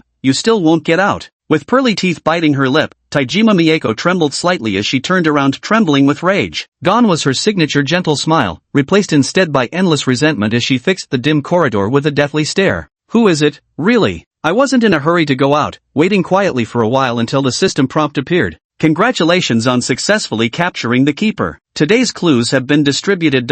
After seeing this message, I finally confirmed my suspicion was correct. Taking a step forward, my figure emerged from the shadows. Seeing me, Taijima Mieko widened her eyes in disbelief. How could it be you? How? Before she could finish, I interrupted her. Shoo, let's keep it down, Auntie. You wouldn't want others to find out, would you? Fine. Since I can't leave now, we might as well speak openly. Toshiko Taijima suppressed her emotions, trying to keep her voice steady. So you're the one who caught me? Why? I've always kept a low profile throughout. And more importantly, how did you manage to deceive the truth rule? I grinned and simply sat cross-legged on the spot. Auntie, you're asking too many questions all at once. Let's take them one by one. Don't worry, everyone else is pretty much asleep, we've got plenty of time. Mieko Taijima's lips twitched slightly, but she still followed me and slowly sat down, asking the question that concerned her most. Fine, now can you tell me how you deceived the truth-telling spell? Unconsciously, her tone had softened. There was no helping it, she truly couldn't see through me. I wasn't surprised by this question. It's simple, because I was telling the truth all along. That's impossible. Are you trying to say you're just a beginner in combat and some honest fool all this time? She snapped. What's impossible about that? As long as I believe in myself, everything I say becomes truth. From beginning to end, I hadn't lied, whether about being a combat novice or that honest fool remark. As long as I deceived myself into believing my own identity, then everything I declared became reality. This was the essence of a trickster. The world's rules bout a perfect deception. But Taijima Mieko clearly didn't understand. What does that mean? I don't intend to explain much, I simply wave my hand. Next. How did you catch me? I thought I was well hidden. What you think is just your own assumption, I chuckled. But compared to others, you did hide yourself quite well, using Chiu Fan from the very beginning to fade from everyone's sight. If not for running into me, you might have already won this prelude. But alas, such a pity, you got too greedy. If I'm not mistaken, you've had that Mr. Chiu under some kind of control since after breakfast, haven't you? Tenjo Mihoko readily admitted, yes, though I randomly drugged the second meal service, call it his own bad luck. Pretending to be isolated and attacked, you actually hid in room 12, then controlled Fan and kept him in your own room. You made everyone think Fan had committed the violence and hidden in room 12. But in reality, if anyone had given it slightly more thought, especially considering the attacker's methods, they'd have realized the hallway couldn't possibly have been left completely clean of traces. Then you seized the opportunity to control the opponent, analysis, to unlock pyromancy abilities, severely injured 2 people, and that's when your greed truly began. Perhaps it's your immersion in manipulating puppets, or perhaps you inherently possess a murderous heart. You even considered using Wu Qiulin's ability to wipe us all out at once. Maybe you thought, even if you couldn't eliminate us entirely, you could at least severely injure several more? Yet unexpectedly, Han Jiqing closed in and killed you midway. So, before Fan died, you analyzed Han Jiqing's combat skills. What followed was briefly resurrecting Fan. This must be related to your profession as an alchemist, right? Of course, you don't need to answer, because I'm not interested. Then, you plan to use him to create chaos again later tonight, ensuring no one would have the spare thought to connect the first disappearance, you, to being the keeper. And Fan's first target after resurrection was likely the doctor who happened to pass by the corridor. After controlling him to kill the doctor, you could then use the corpse to unlock room 1's door, allowing you to move seamlessly from upstairs to downstairs. However, I had already spotted you the moment you emerged from room 12. Then, after hiding in room 1, you took control of Fan again to sow further chaos, naturally choosing me, the most inexperienced among everyone, as your second target. Unfortunately, you chose the wrong person. At this point, I couldn't help but laugh softly myself. After a brief pause, I continued, but fundamentally, your goal was still achieved. Fan's last words before dying were nothing more than a fleeting outburst of resentment during a momentary lapse of control. You seem quite confident, planning to make a run for it tonight as soon as you became the keeper. After finishing my deduction, Taijima Mieko felt only a slight chill on the back of her neck. She stood stunned for a moment before finally letting out a helpless, self-deprecating laugh. Yes, everything is exactly as you said. I clapped softly. Alright, 3 questions in total. Payment can be just 3 King-grade pills, Mirror Breaker, Antidote, and Royal Poison. Of course, if you'd like to throw in a little tip, say a Marquis-grade, Beauty Preservation Pill, that would be even better. Tamijima Mieko froze, about to erupt in anger, when suddenly, I flicked a dagger, piercing through the sachet hanging at her waist with pinpoint accuracy. Also, reign in your seductive fragrance. While I do like women with ample chests, I'm not into aunties. Thanks. Seeing her hidden trick exposed, Tamijima Mieko's face darkened instantly, but she gritted her teeth and forced out, I can give you the antidote and royal poison, plus a beauty preservation pill, but I only have marquis grade ones on me, and I only asked 2. Before I could finish my words, with a click, another dagger suddenly appeared beside her feet. She trembled slightly, her thigh brushing against the cold blade. A chill ran through her heart. She had no choice but to accept defeat. It's nothing. I'll give you whatever you want. As soon as she spoke, 4 pills materialized in the palm of her hand. Before she could hand them over, the pills vanished in the blink of an eye. I used Flash Step to return to my original position, since the components of the pills confirmed they were correct, and then stored them in my virtual inventory. This game was realistic in every way except for the fact that killing players didn't drop the gear from their inventories. Otherwise, I wouldn't have had to waste my breath bargaining with her. After a while, Taijima Mieko spoke cautiously. We both know this is just the prelude to the game. Once we're out, who knows what'll happen. Maybe we should team up?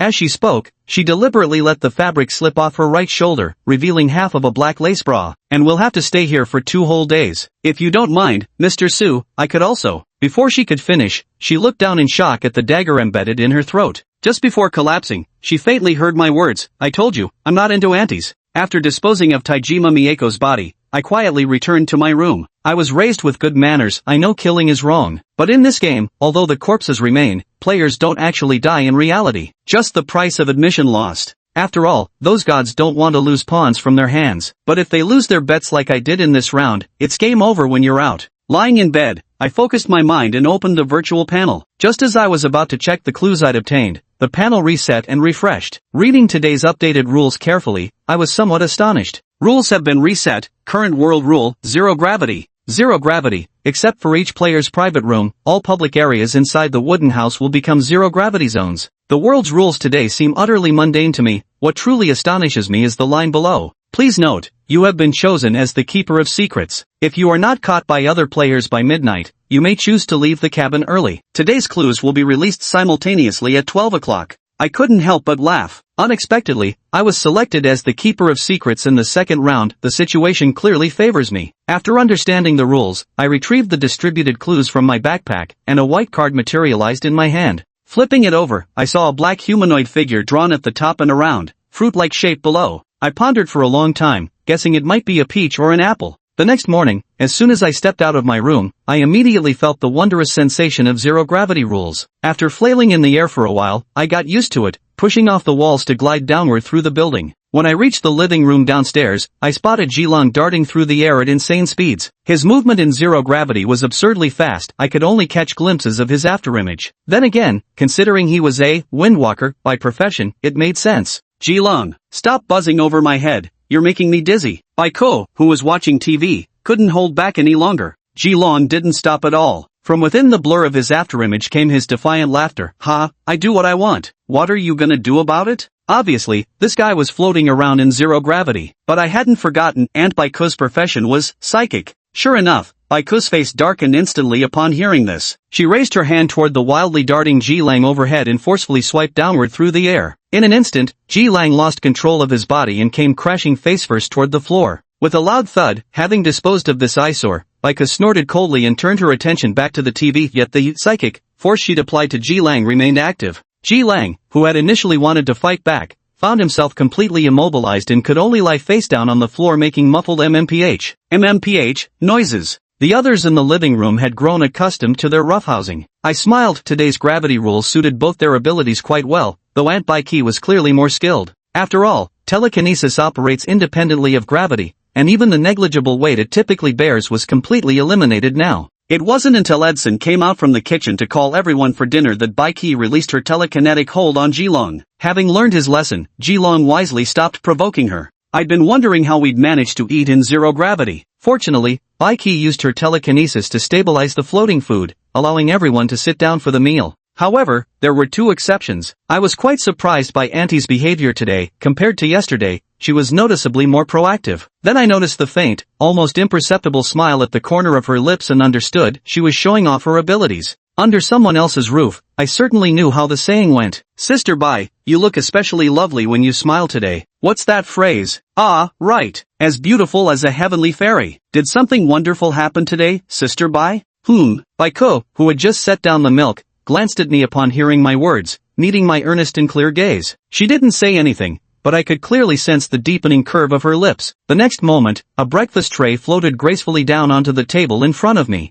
Thank you, Sister Bai. Baiko gave a slight nod. From a distance, Jilang watched the scene unfold, feeling somewhat left out. But soon, he raised his hand and conjured a gust of wind, sweeping up a portion of food that hung suspended in the air. Just as he was using the wind to slowly drift the food toward himself, it suddenly froze in place. No matter how hard he tried to push it with the wind, the food seemed lodged there, completely motionless. After the meal, the cabin was much calmer today compared to yesterday. Everyone was minding their own business, as if they'd all forgotten about the keeper. I wasn't surprised. Aside from those who had died yesterday, the rest weren't the confrontational type, nor were they particularly sharp. In my eyes, even Stanley, the only relatively clever one, had a laid-back attitude. Besides, this was just the prelude to the game. The clues given weren't crucial enough to risk getting hurt over. The stakes were too high. Without clues, the worst that could happen was wasting some time. But if you got injured, even if you found clues later, whether you could outcompete the others was far from certain. A tranquil day passed by as I muddled through. At midnight, the rules reset once again. I stood in the shadows near the entrance, waiting silently. Moments later, a system message popped up. Congratulations! You have successfully hidden your identity as the keeper. Today's clues have been distributed. Please check them carefully. As you have successfully concealed your identity, you may choose whether to leave the cabin voluntarily. Time limit, 59 minutes and 57 seconds. Once the countdown ends, you will no longer be able to leave the cabin at this moment. After reading the message, I immediately took out the second clue. It was another card. When flipped over, it revealed two mirrored sevens with the number 12 written below. I placed the card back into my backpack, gently turned the doorknob, and stepped out, my figure vanishing into the portal. Player Sushur has left the cabin ahead of schedule.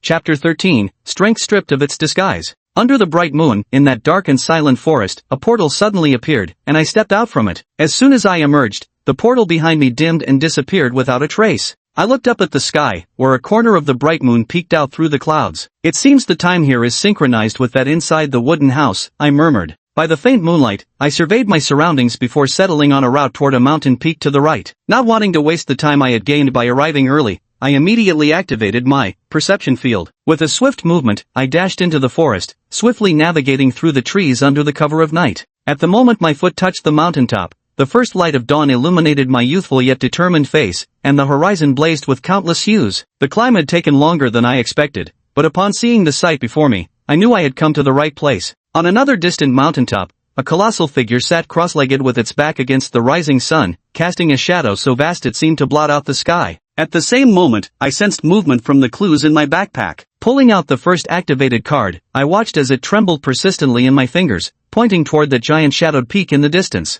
I smirked, pocketing the card as I gazed at the scenery below the summit, a flash of madness flickering in my eyes. Beneath the rosy dawnlight, I leapt. The biting wind lashed against my face. As the ground rushed closer, I twisted midair during the vertical freefall, then lashed out with a sweeping kick while still airborne. In an instant, a tornado rising from below swept me up again, lifting me above the eye of the storm and swiftly carrying me over the forest. Wherever the tornado passed, trees were violently uprooted. Some players in the forest below seemed to sense something and suddenly turned their heads. Spotting the tornado that had appeared out of nowhere, they cursed in unison and quickly veered away from its path, desperate to avoid being caught in its fury. Unlike the panic below, I found sitting cross-legged in the eye of the storm utterly exhilarating. I had never imagined that storm legs, fueled by the plunging gale, could unleash such power. Truly befitting a high-tier rare profession, its potential in the right environment was staggering. While traveling, I also sensed some players in the forest below, mostly those who, like me, had left the cabin early, but there weren't many, at least within the range of my perception. Though it's unclear how many cabins like ours existed, there couldn't have been more than 5, given that the maximum number of participants in an Imperial-level game was 60. With the tornado paving the way, I felt the colossal mountain in the distance was now within reach. At the same time, I sensed the power of the tornado beneath me gradually fading, it would soon disintegrate. So without hesitation, I manipulated the wind to sweep myself back to the ground. The tornado, which had ravaged half the forest, dissipated with a thunderous roar, leaving behind only a trail of devastation in its wake. No sooner had I landed than a flash of cold light shot from the trees to my left, slicing through the air straight for my head. But none of this escaped my perception. With a light tap of my toes, I vanished from the spot in an instant. The released arrow pierced through the air and struck deep into the tree trunk beside it. In the woods, the man hiding behind the stout tree trunk witnessed this scene and widened his eyes in disbelief. Suddenly, a chill swept over him from behind. Before he could react, my large hand had already seized the back of his neck, forcing his face harshly into the tree trunk. Thud! He winced in pain, his head throbbing dizzily from the blow. Just then, I whispered in his ear, "Look, you swung first. I'm a firm believer in harmony bringing wealth. If you'd be so kind as to share that lead with me, nothing would make me happier." He immediately understood the situation, realizing he was no match, and promptly threw the cards from his backpack at me. Soon after, I released my grip on his neck. Still shaken, he turned around only to find no one behind him. Just as he sighed in relief, a chilling glint flashed through the nearby trees. Thwick! I stepped out slowly, approaching the corpse whose head had been pierced clean through by the spear, then pulled the bloody turbid white free from the tree trunk. Shaking my head at the fallen body, I muttered, "I honestly didn't think such weak force and speed would catch you off guard." I had planned to leave him alone if he dodged, guess luck wasn't on his side. Sensing others approaching my location, I sheathed the bloodstained turbid white and swiftly vanished into the woods. As I moved, I pulled out the clue taken from the man earlier. Disappointingly, the card he handed me was identical to my first one, another lead pointing to the giants. Running and stopping intermittently, I lost track of time until the sun stood directly overhead and I finally reached the foot of Giant Mountain. Looking up, I saw many people had already begun their ascent. After some thought, I retrieved Murky White from my backpack and carved the Blink and Shift mark onto it. I'd obtained Blink and Shift by tricking someone with the time-space traveler profession, and it remained one of my favorite skills. When used purely on oneself, this skill only allows short-distance teleportation within a limited range, but by engraving the mark onto an object, it can be applied to that object, effectively enabling targeted teleportation. The downside is these engraved marks are single-use, and the mental strain required is 5 times greater than simply using Blink and Shift on myself. That's why I usually avoid this method, but in this situation, it ironically became my best option for conserving energy. After verifying the engraved mark was perfect, I steadied my stance, gripped the spear, and with the pinnacle level, wrist strength, erupting, hurled it fiercely towards the cliff wall above. Whoosh! Players scaling the mountain suddenly felt an astonishing momentum rapidly ascending from below, as a streak of cold light, like a shooting star, flashed past their eyes. The spear I threw whistled upward like a meteor, streaking toward the summit. Finally, just beyond the midway point up the mountain, the spear embedded itself into the cliff wall. Instantly, I appeared out of thin air above the lodged spear, stepping lightly onto its shaft as weightless as a feather. The players below the mountain exclaimed in shock, "Holy shit! You can play it like this? That's amazing!" Fuck. I'm reporting this. Someone's cheating, a profession with spatial displacement abilities? He looks really young though. That spear was thrown up by that kid? No way. The momentum behind that definitely doesn't match someone so young.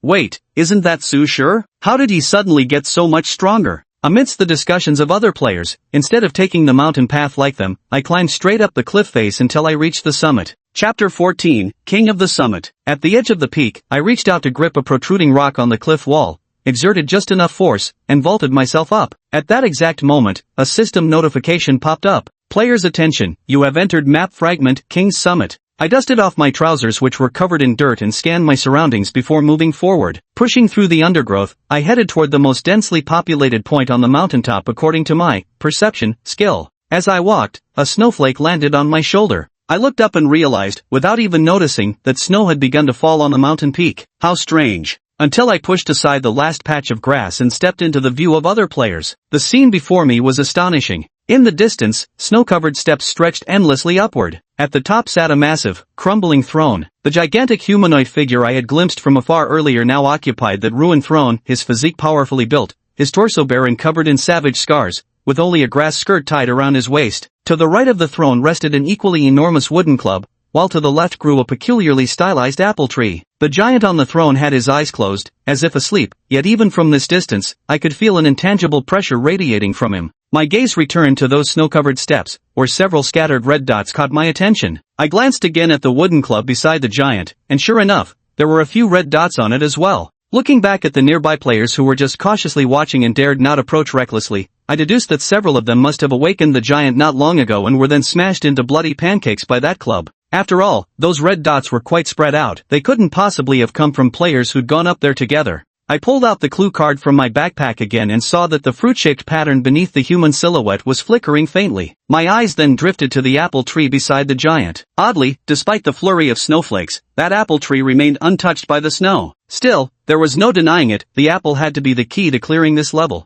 But I haven't seen that giant take action yet. With incomplete information, I can't rush into action. Besides, there are other players watching from the sidelines, and I certainly don't believe they're all harmless. Even if I manage to pick the apple, there's still the risk of someone snatching it away. So, I joined the other players in observing from the outside, quietly waiting for the next challenger to appear. Just then, a man standing not far from me shouted in my direction, "Hey, kid, why not give it a try? You're too young to be so cowardly." Without even glancing his way, I kept my eyes fixed on the slumbering giant and casually replied, "No need to worry about me, old-timer. I'm just a scaredy cat. Since you're so tough, why don't you go pick that apple and do this junior a favor?" The man, seeing my indifference, gave me a hostile look and snorted but didn't continue the conversation. Others hadn't seen the giant in action, but I arrived early and witnessed it firsthand. The giant's strength was far beyond anything I could handle right now. Charging in would be suicide. Better to play the ruthless bandit on the outskirts. While waiting, besides observing the giant, I secretly used perception to scan the surrounding players. At the moment, there were 6 of us on the mountaintop, including me. First, the closest and the one who initially shouted at me was a rotund man with a bulging belly, the kind of useless freeloader who over-relied on his class abilities. I expanded my perception further and spotted a tall man in a black suit with a perpetually stern expression, a middle-aged man in camouflage gear, wearing a beret, his face scarred and his gaze vicious, an unremarkable intellectual with a backpack and black goggles, a woman in a snow jacket, though underneath she wore a form-fitting black bodysuit, sitting on a flattened boulder, her figure impressive enough to rival Han Jiqing's, whom I'd seen in the hut earlier, and lastly, a knight decked in silver-white armor, straight out of a movie set. But when I perceived inside the armor, I realized it was empty.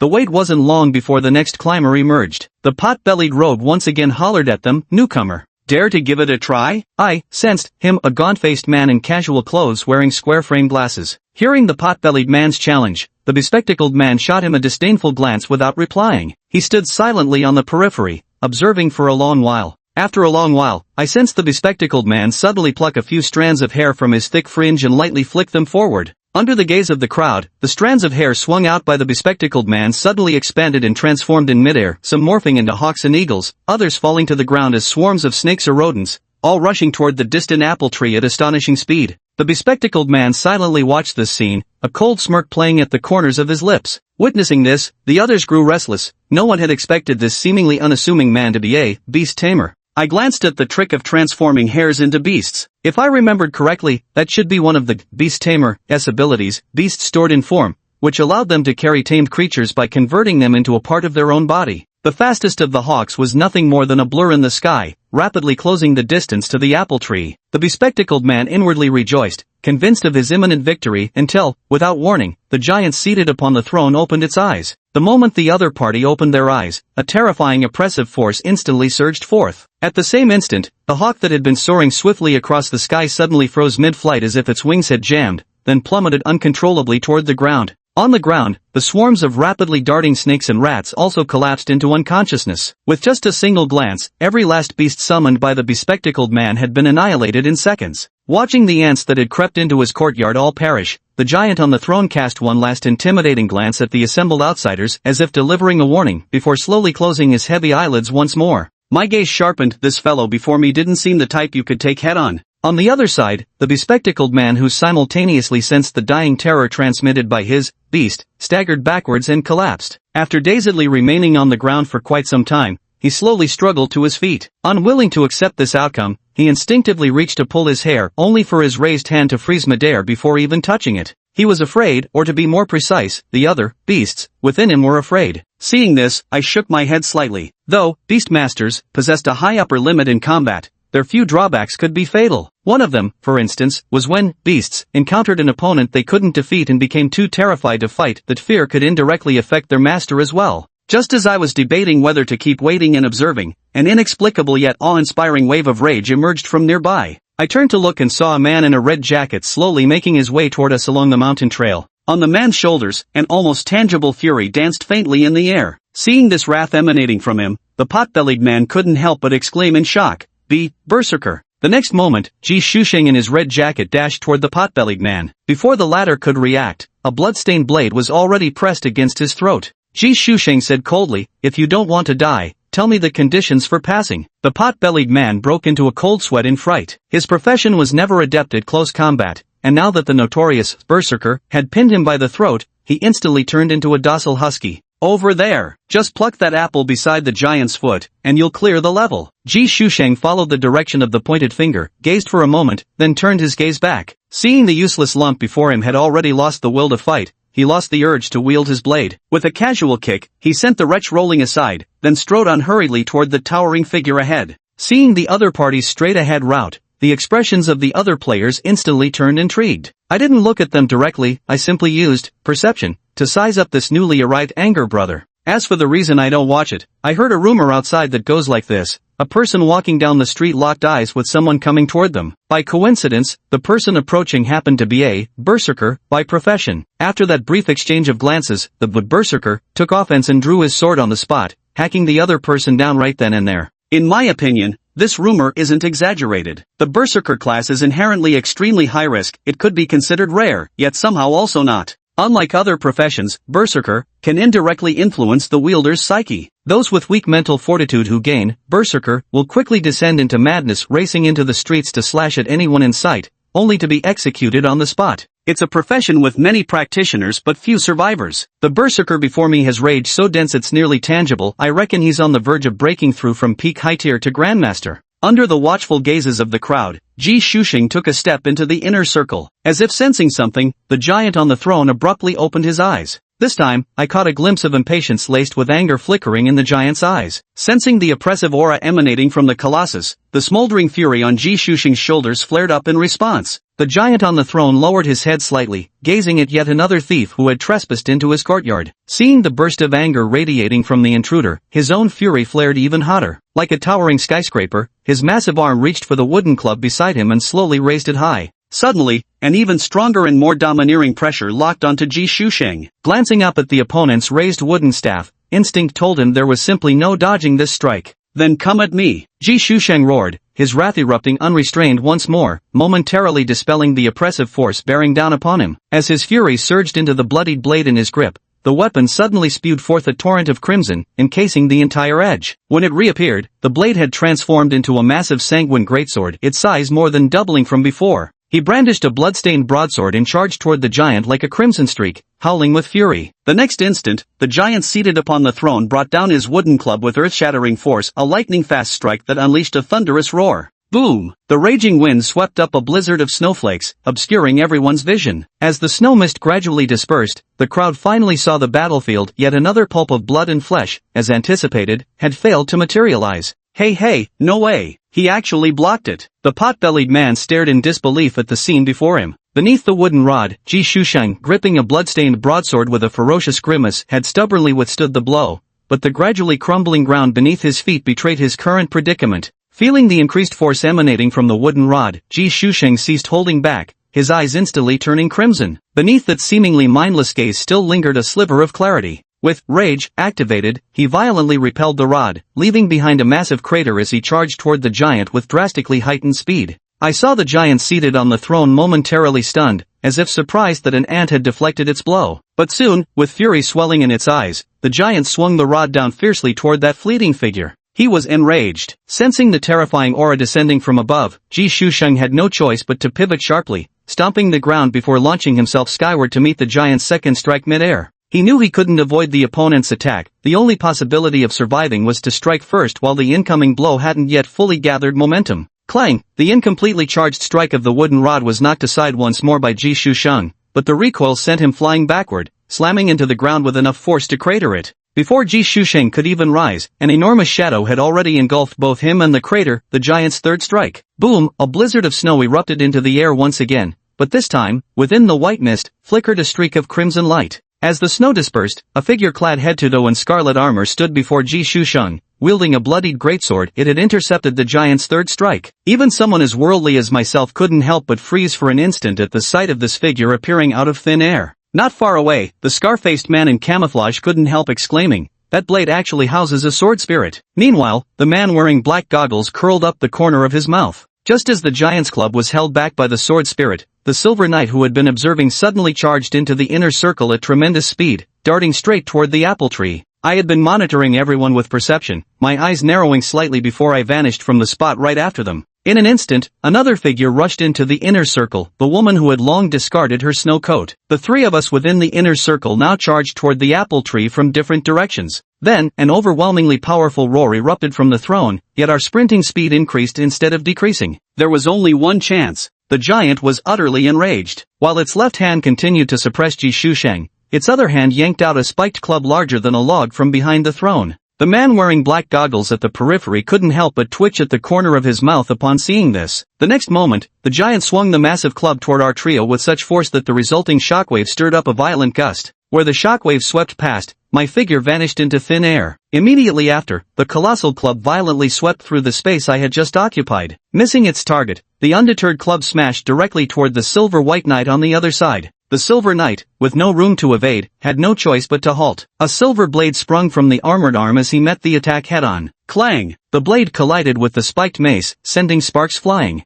Yet after just a brief pause, the mace swung again. The silver knight could no longer withstand the blow and was sent flying like a shooting star. At the periphery, the man wearing black goggles scowled helplessly as his silver knight was struck off the cliff. In the center, the mace that had sent the knight flying now swung toward the last woman standing. Clad in a black bodysuit, Mayu Kadafi moved with effortless grace, gliding across the snow. As the mace from the right threatened to strike, Mayu tapped the snow lightly, propelling herself into the air in an instant. In an instant, the spiked mace swept from below. She narrowly avoided the strike with a 360-degree midair spin and landed gracefully. Seeing his attack dodged twice by these two insignificant ants, the giant on the throne roared again. The spiked mace immediately swung toward the struggling blade spirit beneath the wooden club, sending both the spirit in the pit and Ji Shusheng flying out of the inner circle. Ji Shusheng, now airborne, was about to plummet off the cliff when the blade spirit, being intangible, swooped behind him and pushed hard, barely stabilizing his trajectory before swiftly shrinking back into the bloodied broadsword clutched in Ji Shusheng's arms. Now with both hands free, the giant swung his two clubs toward the only remaining targets in the inner circle, me and Mayu Gaddafi. Naturally, as the one position closest to the apple tree, I attracted the attention of the larger spiked mace. Sensing the terrifying aura approaching from my side, I once again used Flash Step to evade the strike. But the giant seemed to have anticipated my move. After a momentary pause midair,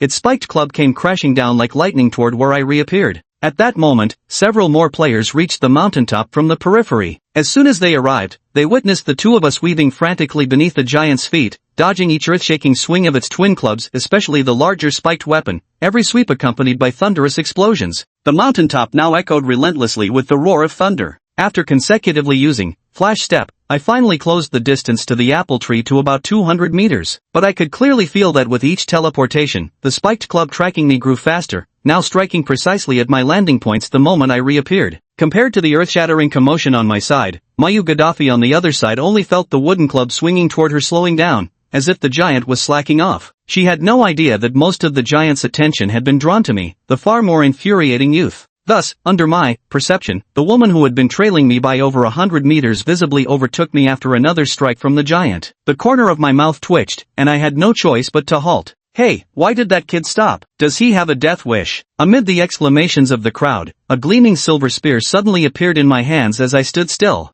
Whoosh! From the right, another crushing strike of the spiked club came roaring in. Moving like the wind, planting my feet like nails, I lunged forward with, tarnished white, in hand, the chilling gleam of the spearhead arriving first like a hidden dragon emerging from the abyss. Clang! The two collided. Before the massive spiked club, my figure seemed like a speck of dust, my spear like a toothpick. Yet, the stance of my lower body didn't retreat an inch. Meanwhile, the end of the spiked club pressed by the spear tip visibly dented under everyone's gaze. With a slight exertion, I knocked it away with a thrust of my spear. The repelled club froze momentarily. In that instant, spear in hand, I held nothing back, all 5 techniques unleashed at once. A surge of rage abruptly erupted from me, fury. Lucid instantly restored my senses, agile footwork aided by Stormleg, and with swift sidestep, I vanished from the spot in a flash. The next instant, Mayu Gaddafi sensed a ferocious gale assaulting from behind. Swiftly sliding a thin cord from her sleeve, she lashed out toward the roaring tempest, the howling wind instantly scattered under the whip-like strike. Immediately after, as if sensing something amiss, she whirled around to look. There I stood, materializing out of thin air within 100 meters of the apple tree. Simultaneously, an ear-splitting roar erupted from the throne. The towering figure seated upon it, having just withdrawn its wooden staff, now swung both it and a spiked club relentlessly toward me in a barrage of crushing assaults. Perceiving the terrifying might behind this attack, I had no choice but to halt my advance once more. Eyes narrowing, I pivoted, and with the augmenting force of rage, swept my spear in a counterstrike. The incoming wooden staff was instantly deflected, as the turbid white spear head clashed once more with the spiked mace behind it, sending scattered sparks flying. Yet soon, I could feel Zhuobai trembling in my grasp under the mace's relentless pressure. This marquis-grade spear had finally reached its breaking point. With a reluctant shake of my head, I released my grip on Zhuobai and vanished in a flash. The next instant, the unsupported spear was crushed into dust by the spiked mace, but my objective had already been achieved. Under the watchful eyes of the crowd, I reappeared and took a step into the inner circle of the apple tree. He went in. That kid actually made it through, came the astonished cries from the outer players. I looked up at the giant on the throne and saw him grinding his teeth in anger, yet he didn't swing his club at me again. At this sight, I breathed a sigh of relief. It seemed my guess was right, this giant wouldn't attack those within the range of the apple tree, or more precisely, he wouldn't attack the apple tree itself. This level was harder than I expected. Before entering, I estimated the giant's strength to be only at the Imperial Grandmaster stage. But with his formidable size advantage and that baseball bat-like weapon made of unknown materials capable of defeating the Marquis-ranked, turbid white, in less than 2 rounds, its quality must at least be king tier or higher. If it weren't for the lesson learned from that previous berserker, and considering my marksmanship had reached perfection, I wouldn't have chosen to take the blow head-on. The consequence of blocking it directly was losing a Marquis tier weapon, but overall the outcome was still acceptable. The key to clearing this stage was discovering that the giant seemed unable to leave his throne. Even so, merely sitting there, every swing of his arm was lethal enough. Just as I was about to approach the apple tree for inspection, I sensed a ripple behind me. Turning back, I saw the woman who had charged into the inner circle with me earlier. Her ability to break through didn't surprise me. With the giant focusing its attacks solely on me afterward, if she still couldn't make it through, she'd have been downright pathetic. I ignored her and walked toward the apple tree trunk, silently guarding myself with perception. I didn't think she'd have any ideas about me at this point. After all, I just demonstrated my strength outside at the right moment, and besides, the tree was laden with so much fruit there was no need to fight over it. Mayu Gaddafi looked at me under the tree, a flicker of curiosity flashing in her eyes, yet she maintained her distance. Pulling her snowflake-spangled coat tighter, she turned and walked toward the other side of the apple tree. Chapter 17 The Cliff of Bewilderment. With a flick of the slender cord in Mayu Gaddafi's hand, a plump, crimson apple fell neatly into her grasp. She glanced in my direction, unable to suppress the slight twitch at the corner of her lips. I climbed to the top of the tree, picked an apple but wasn't satisfied, wanting to gather more. Yet, to my surprise, the apples that once fell at a touch now remained stubbornly unmoved under my refined wrist strength. I refused to give up. Jumping back to the ground, I pulled out a brand new kitchen knife from my backpack, its price tag still attached. Muammar Gaddafi could faintly make out the words "Made in China" on the label. I practiced a few swings with the kitchen knife on the spot,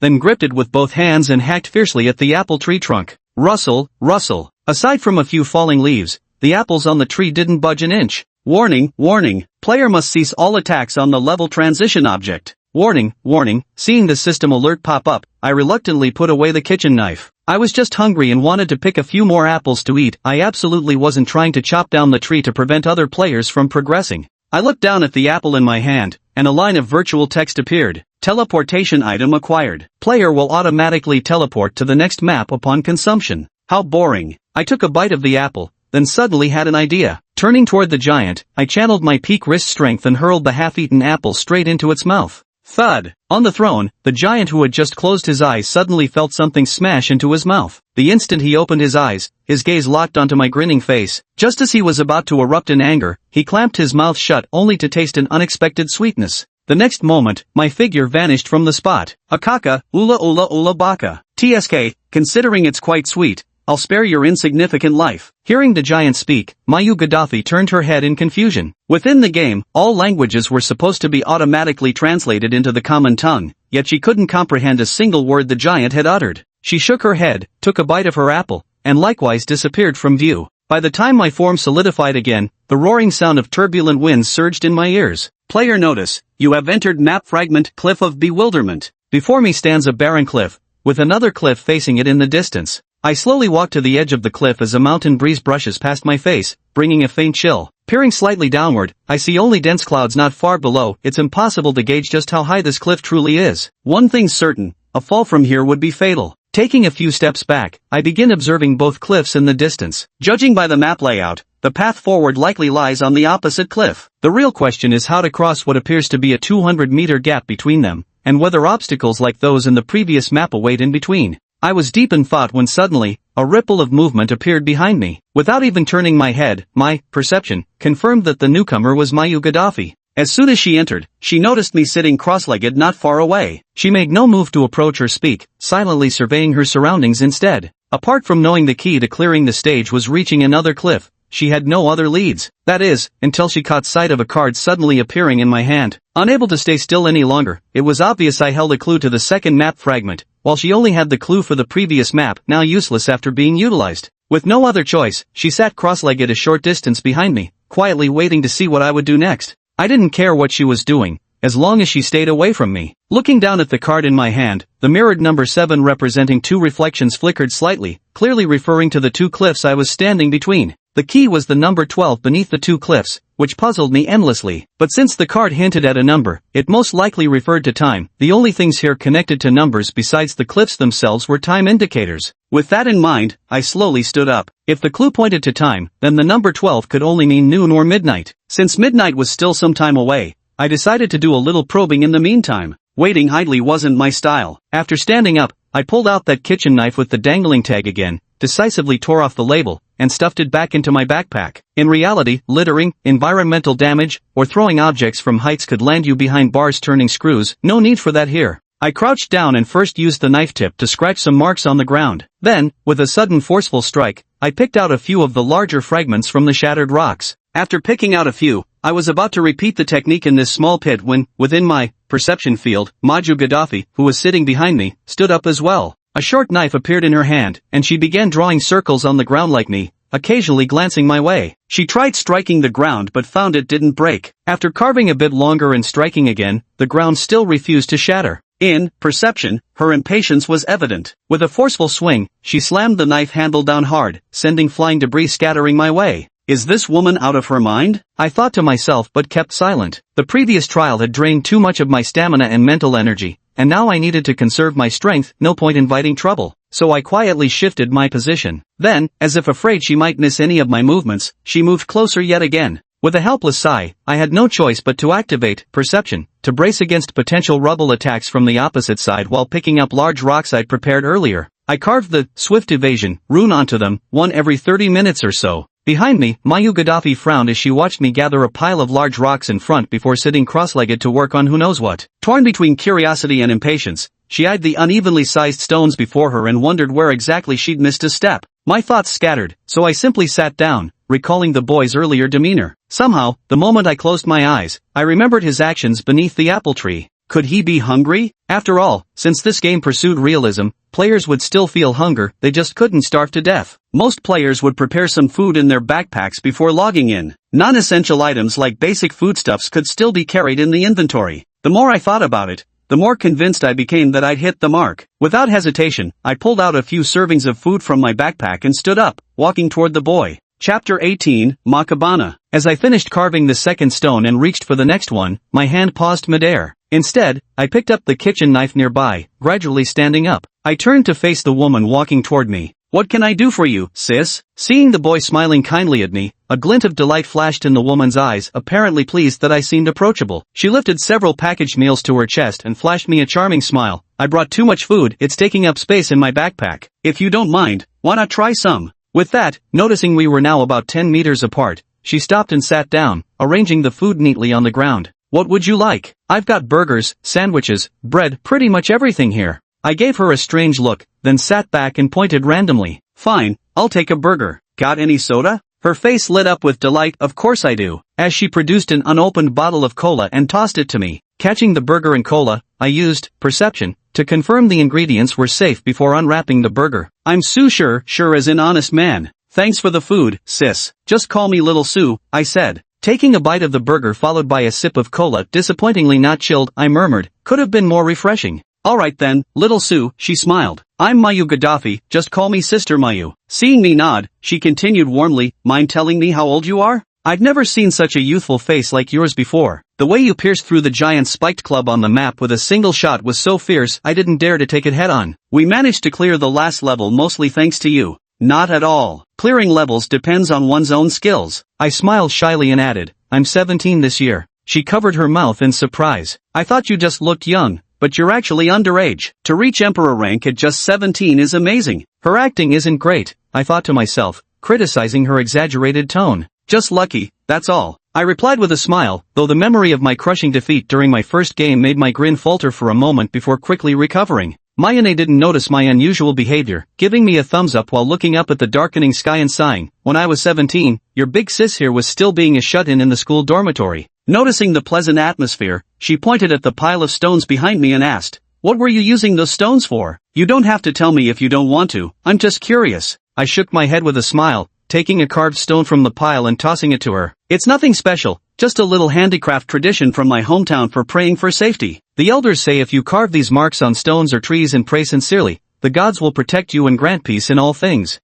Really? She caught the stone and examined it closely, finding the carving beautiful but not understanding anything beyond that. When she tried to return it, I shook my head and laughed. "Mayane can keep it if you like it, consider it my return gift." "Then I'll accept this without standing on ceremony, sister." She pocketed the stone and was about to continue our conversation about clues when several energy fluctuations rippled from behind us. With a wave of her hand, she stored away the food, and both of us stood to observe the gradually materializing figures. My gaze swept across the group and suddenly froze. A familiar figure caught my attention, a girl dressed in a cyberpunk-style cropped t-shirt and tight shorts that showcased her pale thighs, her face as delicate as a porcelain doll's. We locked eyes, and I saw a spark of joy in hers. She jogged over, stopping in front of me at her petite height of just 5 feet. "Sue Sure, so you got in early after all. I thought you'd been smashed into mincemeat by that giant." I was heartbroken outside for ages. Looking at this vibrant girl whose actual age was more than double mine, I smiled. "Long time no see, Kanade sis." Makihana stood with her hands on her hips, circling me curiously. "After not seeing you for a few months, Sushir-kun, your aura has changed, you've gotten even more handsome. By the way, while I was climbing the mountain, I saw a long spear fly up from below, and suddenly you were up here. I couldn't even catch up."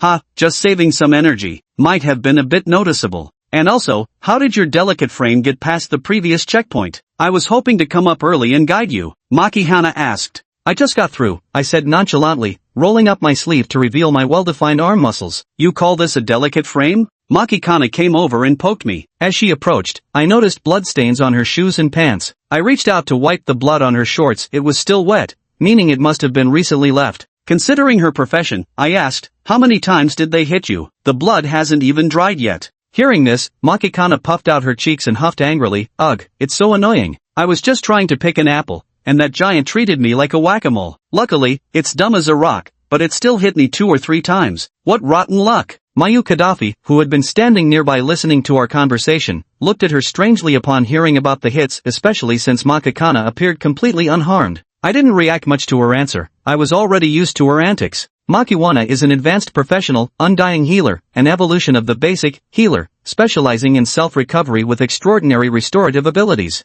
I've witnessed it myself. Even if only her head remains, given time, she can restore herself to perfect condition. She claims that each large-scale physical regeneration actually makes her stronger. That's the terrifying aspect of an undying healer. My ability, Healer Heals Thyself, was one I bluffed out of her. If Han Jiqing is the humanoid bulldozer among appearance hunters, then Makiwana is her senior, a humanoid titan among appearance hunters. Chapter 19, The Hiding Shadow. Though Makiwana is incredibly powerful, during our first meeting in that game months ago when we first encountered each other, I had already used Perceive Weakness to uncover her fatal flaw. The undying healer does have its limits. It's so great to meet you here, Su Sure. The two of us together make the perfect team. Hey, ha ha ha. Maki-kana giggled as she threw a few playful punches into the air before her. I smiled bitterly. Last time, I had only teamed up with the combat prodigy but observationally challenged Maki-kana to swindle her skills. It was all part of gaining her trust. In that game, with the intelligence I fed her along the way and her brute strength coupled with terrifying regeneration abilities, we bulldozed through effortlessly. In the end, I forfeited voluntarily, leaving Maki-kana as the final winner of that round. But this time was different. Last game I could afford to lose, but now I had neither reason nor room for defeat. So I firmly declined her invitation. Sorry, Kana, we probably can't team up this time.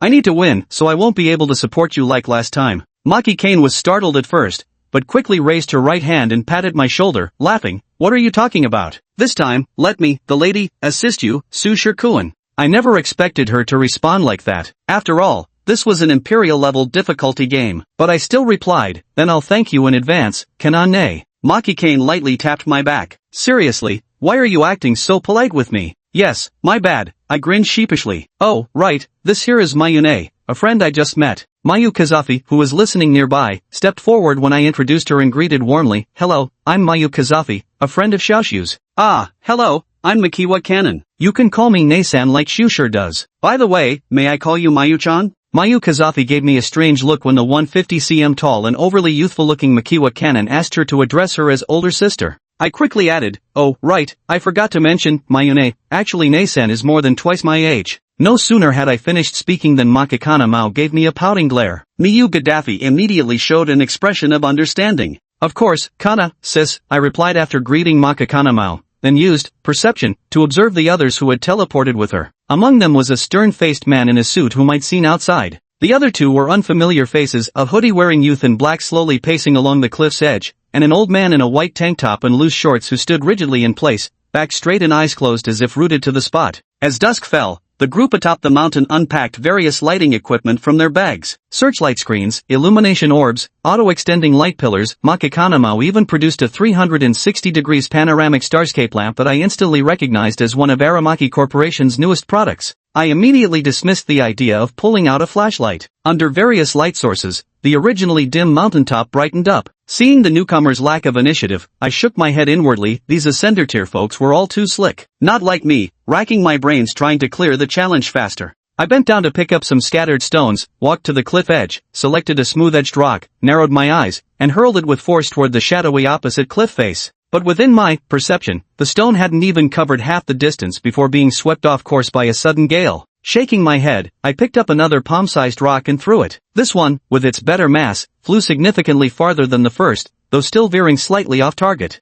At that moment, with the help of the light source behind me, I caught a glimpse of a dark shadow flashing in the distance. In the next instant, a rock within my perception vision was grabbed by something and vanished from my sensory range. My gaze froze. The shadow moved incredibly fast. Before I could clearly see its form, it had already disappeared. I picked up another palm-sized rock and threw it. As expected, another shadow darted out, and the rock vanished without a trace. From appearance to disappearance, the shadow lasted no more than a second. Its stay was too brief. Both attempts with my perception vision yielded nothing. I turned my attention to the two cliffs shrouded by clouds. Though the wind howled fiercely upon those cliffs, the clouds remained unnervingly still. I was certain something lurked within them, but my perception vision couldn't reach that far into the clouds. I turned to look at the group behind me. They didn't seem the least bit concerned. The man in the suit and the old man stood rooted to the spot, one pacing leisurely along the cliff edge, while my two sisters cheered me on from the sidelines. I couldn't help wondering if they were here on vacation. I didn't want to reveal too much of my abilities in front of these people. After all, each of my skills corresponded to entirely unrelated professions, but since I couldn't rely on them anyway, I was relieved to find the cliffs buffeted by strong winds. I walked to the edge of the cliff, took a deep breath, and closed my eyes. With absolute focus and meticulous control, I gathered the raging winds around my right foot. Sensing the shift in the wind, everyone turned to stare at me. My eyes snapped open, and with my fully charged storm kick, I lashed out in a devastating arc. A terrifying surge of wind blasted through the clouds to the left. The moment my foot landed, I leapt back fast to avoid getting caught in the backlash. Under the gaze of the crowd, the previously motionless clouds were invaded by wind and waves, stirred from within, and finally torn apart entirely. As the clouds dispersed, the figure inside was revealed, causing everyone's nerves to tense up. Chapter 20, The Goodwood Envoy. After the clouds dissipated, I realized I was wrong. That was no mere shadow. Above the void, a row of dull gray stone statues stood neatly arranged, each one bearing the body of a beast with a human head, bare-chested, with a pair of wings growing from their backs. While everyone stood frozen in shock, I repeated my earlier trick and kicked the cloud layer on the right again. The clouds parted, revealing another row of stone statues standing in perfect formation in the air. The only difference was that this time, the statues held bows and arrows instead of spears. 2 rows of stone statues, a total of half-human half-beast bird creatures standing solemnly on either side of the empty void, as if guarding something. Fortunately, after I broke through the cloud layer, these statues showed no signs of coming to life, otherwise our entire group would have been finished here. I'm absolutely certain that the shadowy figures that snatched away the rocks twice in succession earlier must have been the handiwork of these statues. Given that the statues haven't awakened now, I suspect these creatures might only target those attempting to traverse directly across the cliff's void. So, I hurled another stone towards the opposite cliff. Sure enough, as the stone arced past, one of the stone statues positioned at the left center shed its petrified state, restoring to flesh and feathers. The avian-human hybrid's wings fluttered as it transformed into a blur, darting away in the blink of an eye. A dark shadow flashed by, and the airborne stone vanished without a trace. Under the intense scrutiny of the onlookers, the figure streaking through the sky rapidly faded into nothingness, leaving only clear blue emptiness as if what they just witnessed had been nothing more than a shared illusion. I turned my head back to the row of stone statues on the left, only to see another avian humanoid figure gradually materializing in the spot where the original statue had stood. Seeing this, my eyes narrowed slightly as I swiftly hurled 3 more stones in succession. Similarly, the moment the 3 stones completed half their flight, 3 revived bird-like humanoids emerged from the left stone statue one after another. Each seized a stone, transforming into 3 faint shadows that vanished at the other end. In the positions where 3 statues were missing, 3 brand new statues slowly materialized once again. Testing things out up to this point, I've already managed to glean some clues. The revival of these avian humanoid creatures doesn't come without a cost. From the moment they attack to when their stone statues solidify back into position, each revived avian humanoid has at least a 5-second cooldown period after attacking where they can't strike again. What puzzles me, however, is that in 4 consecutive attacks, it's always been the left-side spear-wielding avian humanoid statues that moved, while the right-side archer statues remained completely motionless. There might be some hidden pattern here, but with only these existing clues, even I can't deduce anything further. Simply put, I gave up on further probing and sat cross-legged on the spot. There was still some time before 12 o'clock. I needed to recover the mental energy I'd expended earlier. If midnight marked a critical juncture when opportunities would arise, then I absolutely needed to ensure I could seize victory with a single decisive move. That said, I still passively maintained my 5-meter perception field. While I sat resting, the others, starved for clues and idle with nothing to do, remained restless. Moreover, the clues about the bird-beast people I had previously probed had already given them a general direction to follow. Otherwise, attempting to leap across the cliff without knowing what lay within the clouds on either side would be little more than a fool's errand. At that very moment, the old man in the white tank top, who had been standing motionless all this time, suddenly opened his eyes. Under the scrutiny of the crowd, he began to walk slowly toward the edge of the cliff. I sensed the figure approaching my location through my perception ability. Instinctively, I shifted my current position, trying to keep as much distance between us as possible. The old man came to the edge of the cliff and stopped, yet again closing his eyes as he stood there. Just as the crowd grew puzzled, a tender sprout suddenly emerged from the ground before the old man, breaking through the soil in slow motion. Immediately, that sprout began growing at a visible pace, transforming into a 1-meter-tall unknown plant in the blink of an eye, already bearing fruit. At that moment, the fruit atop the plant suddenly drooped, its surface splitting open to reveal a gap. From within that fissure, deep green vines began rapidly unfurling, swiftly piercing vertically into the ground with deceptive softness. In my perception, those vines that had pierced deep into the earth suddenly changed direction after reaching a certain depth, beginning to spread toward the opposite cliff. From the mountainside beneath the cliff, the spreading vines burst through the soil and stretched continuously through the air toward the opposite precipice. Yet strangely, even as these aerial tendrils extended past the halfway point, none of the stone statues on either side showed the slightest reaction. Witnessing this, I immediately sank into deep contemplation. Before long, the vines stretching to their limit plunged en masse into the opposite cliff, forming a vine line suspended in midair that remained utterly motionless despite the howling winds. At this moment, those already anchored vine lines grew once more, quickly expanding to a width sufficient for two adults to walk side by side. It could now be considered a proper vine bridge. With this, I had preliminarily identified the old man's profession. The man was most likely a wood adept who had specialized in an offshoot of dendromancy. Wood adepts possessed an innate affinity that even affected creatures of lower intelligence, which explained why those stone statues hadn't attacked the vines. Now that the bridge is built, everyone eagerly awaits the old man to be the first to cross. Yet, the old man still stands there with his eyes closed as another sprout emerges at the other side, growing swiftly and bearing fruit just as quickly. The difference is that when the fruit of this plant drooped, it fell directly to the ground.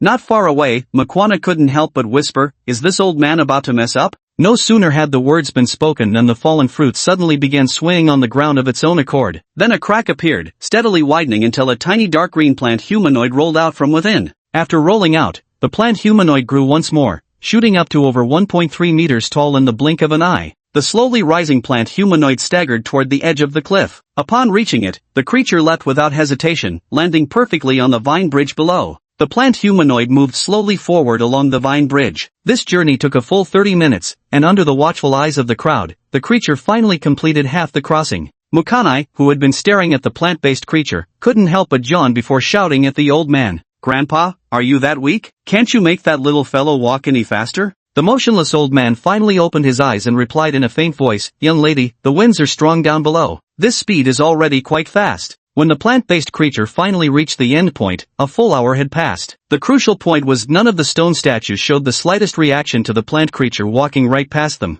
The experiment succeeded, the bridge stood complete. The old man gave a slight nod, turned to face the crowd, and spoke slowly. "You've all witnessed my capabilities. With this bridge, reaching the other side will be effortless." "An old coot like you wouldn't be this generous for nothing?" asked the hoodie-clad man. "Of course not. Payment for passage, that's my condition." "That's easy for you to say. This vine bridge is your creation. Once we're up there, who can guarantee you won't betray us? In that case, let this old man cross first. After I'm across, the bridge will remain intact. You can pay the toll after you've all crossed. How does that sound?" "Fair enough." Seeing some willingness among the group, the old man in the sleeveless shirt wasted no more words. He turned and strode to the cliff's edge, glanced down at the vine bridge below, and leapt off without hesitation. Soon, the old man reappeared in our line of sight. Unlike the earlier stumbling of those vegetative patients, he moved across the swaying vines with astonishing swiftness, unfazed by the howling winds as if walking on solid ground. I keenly noticed that with every step the old man took on the vine bridge, tiny branches clung to the soles of his feet. No wonder he walked so steadily. Before long, the old man reached the halfway point, with everyone intently watching his next move. As he took another step forward, he instinctively glanced left and, seeing the stone statues remained motionless, relaxed slightly, only for a faint whistle to grow from distant to near by his right ear. He barely turned his head when a flash of cold steel pierced his vision. Whoosh! To everyone's shock, an arrow struck the old man's head in an instant explosion of blood. Hurled backward by the impact, his body plummeted from the bridge into the cloud-choked abyss. I quickly turned to look in the direction the arrow had come from, and saw that among the stone statues on the right, a bird-beast creature was slowly lowering its bow, its colorful flesh reverting to dull stone once more. Everyone stared at the vine bridge stained crimson at one corner, and the mountaintop fell into dead silence. My mind raced with doubts. Why had the right row of statues awakened just now? Why had the old man been shot? Why had the plant creature passed through unharmed earlier? Sitting on the ground, I closed my eyes and furrowed my brows, my brain rapidly analyzing the available clues. During my first test with the stone, the left row of statues had attacked. The right row had targeted the old man, while the plant creature emerged unscathed. The only differences among these three were that the stone was inanimate, the old man was alive, and the plant creature counted as organic matter blessed with affinity. In terms of crossing methods, the stones were for leaping, the old man and the vegetative man served as bridges. Yet though both were bridges, the old man was shot dead. After much deliberation, the only distinction I could draw was that the old man was alive, while the vegetative man wasn't. Having sorted through my thoughts, I opened my eyes and stood up, walking to the edge of the cliff. Looking down, I saw that after the old man had fallen, the vine bridge was still intact. I bent down to pick up a few small rocks, then leapt off. The two girls following close behind me were horrified at the sight. They rushed to the precipice and looked down, only to see me stepping onto the vine bridge and slowly moving forward. With the old man's fate as a cautionary tale, Maki Nawa was frantic with worry, thinking I still intended to cross. She immediately shouted down, "Mr. Shusher, what are you doing? Those stone statues will attack you. It's too dangerous. Come back right now." I heard Makihara Nai shout, stopped, and turned around, yelling against the howling wind, "I'm fine. I'll be back soon. Don't come down." With that, I resolutely continued forward. When I was about halfway, I took out a stone from my pocket, crouched against the gale, and threw it onto the vine bridge, letting it roll forward. Immediately, I heard a flapping of wings from the left, and a shadowy figure flashed by, snatching the stone away. I threw another stone, and the left side statue attacked once more. I tossed all the remaining stones in my pocket off the bridge, freeing both hands, took a deep breath, and pressed on. Seeing me still advancing from the cliff above, Makihara Nai could no longer hold back and was about to jump down. Fortunately, Mayor Gaddafi reacted swiftly, grabbing her and urging, "Sister Nai, stay calm. Xiao Su is strong, he'll be fine." On the Wisteria Bridge, I expanded my perception field to its limits, barely encompassing the stone statues on both sides. Taking another step forward, I abruptly turned my gaze to the right, through the perception field. One of the bird beast statues in the right row had already awakened and was drawing its bow to shoot at me. The next instant, I spotted a glint of silver light in the distance. The arrow cut through half the range of my perception field in a flash. My nerves already taut, the moment I sensed the archer release the bowstring, I immediately activated instantaneous shift. Up on the cliff, Mayu Gaddafi saw me suddenly vanish from my original position. Just as she was puzzling over it, she felt a weight press against her back, as if something had landed on her. Assuming it was Maki Nana playing a prank, she said, "Nana-san, stop messing with me." Maki Nana, confused, replied, "What are you talking about, Mayu-chan?" Seeing Maki Nana standing beside her, Mayu Gaddafi froze, then she felt a pair of hands groping her back. But she was wearing a heavy snow fur coat. "Wah!" Mayu Gaddafi screamed as she flung open her padded jacket, freezing in shock when she saw me. I thought I triggered a blink ability and plunged everything into darkness until Mayu threw open her coat. Pushing myself up with both hands braced against her back, I met her stunned gaze. Only then did I realize I'd teleported beneath her coat. Quickly withdrawing my hands, I cleared my throat and rose calmly. "Sorry, Mayu-jia. Missed my landing spot by accident." No way could I tell her I'd used the rock I'd thrown earlier as a teleportation anchor. Mayu Gaddafi visibly struggled with whether to interrogate me, but my composed demeanor left her words stuck in her throat. She finally gave up. "Forget it, just glad you're okay." I apologized with another faint smile, just as Makakana exclaimed excitedly, "Wow, Sushir-kun, when did you learn teleportation?" "Well, perhaps I was just born gifted," I replied. Mayu Gaddafi stared at me with palpable exasperation.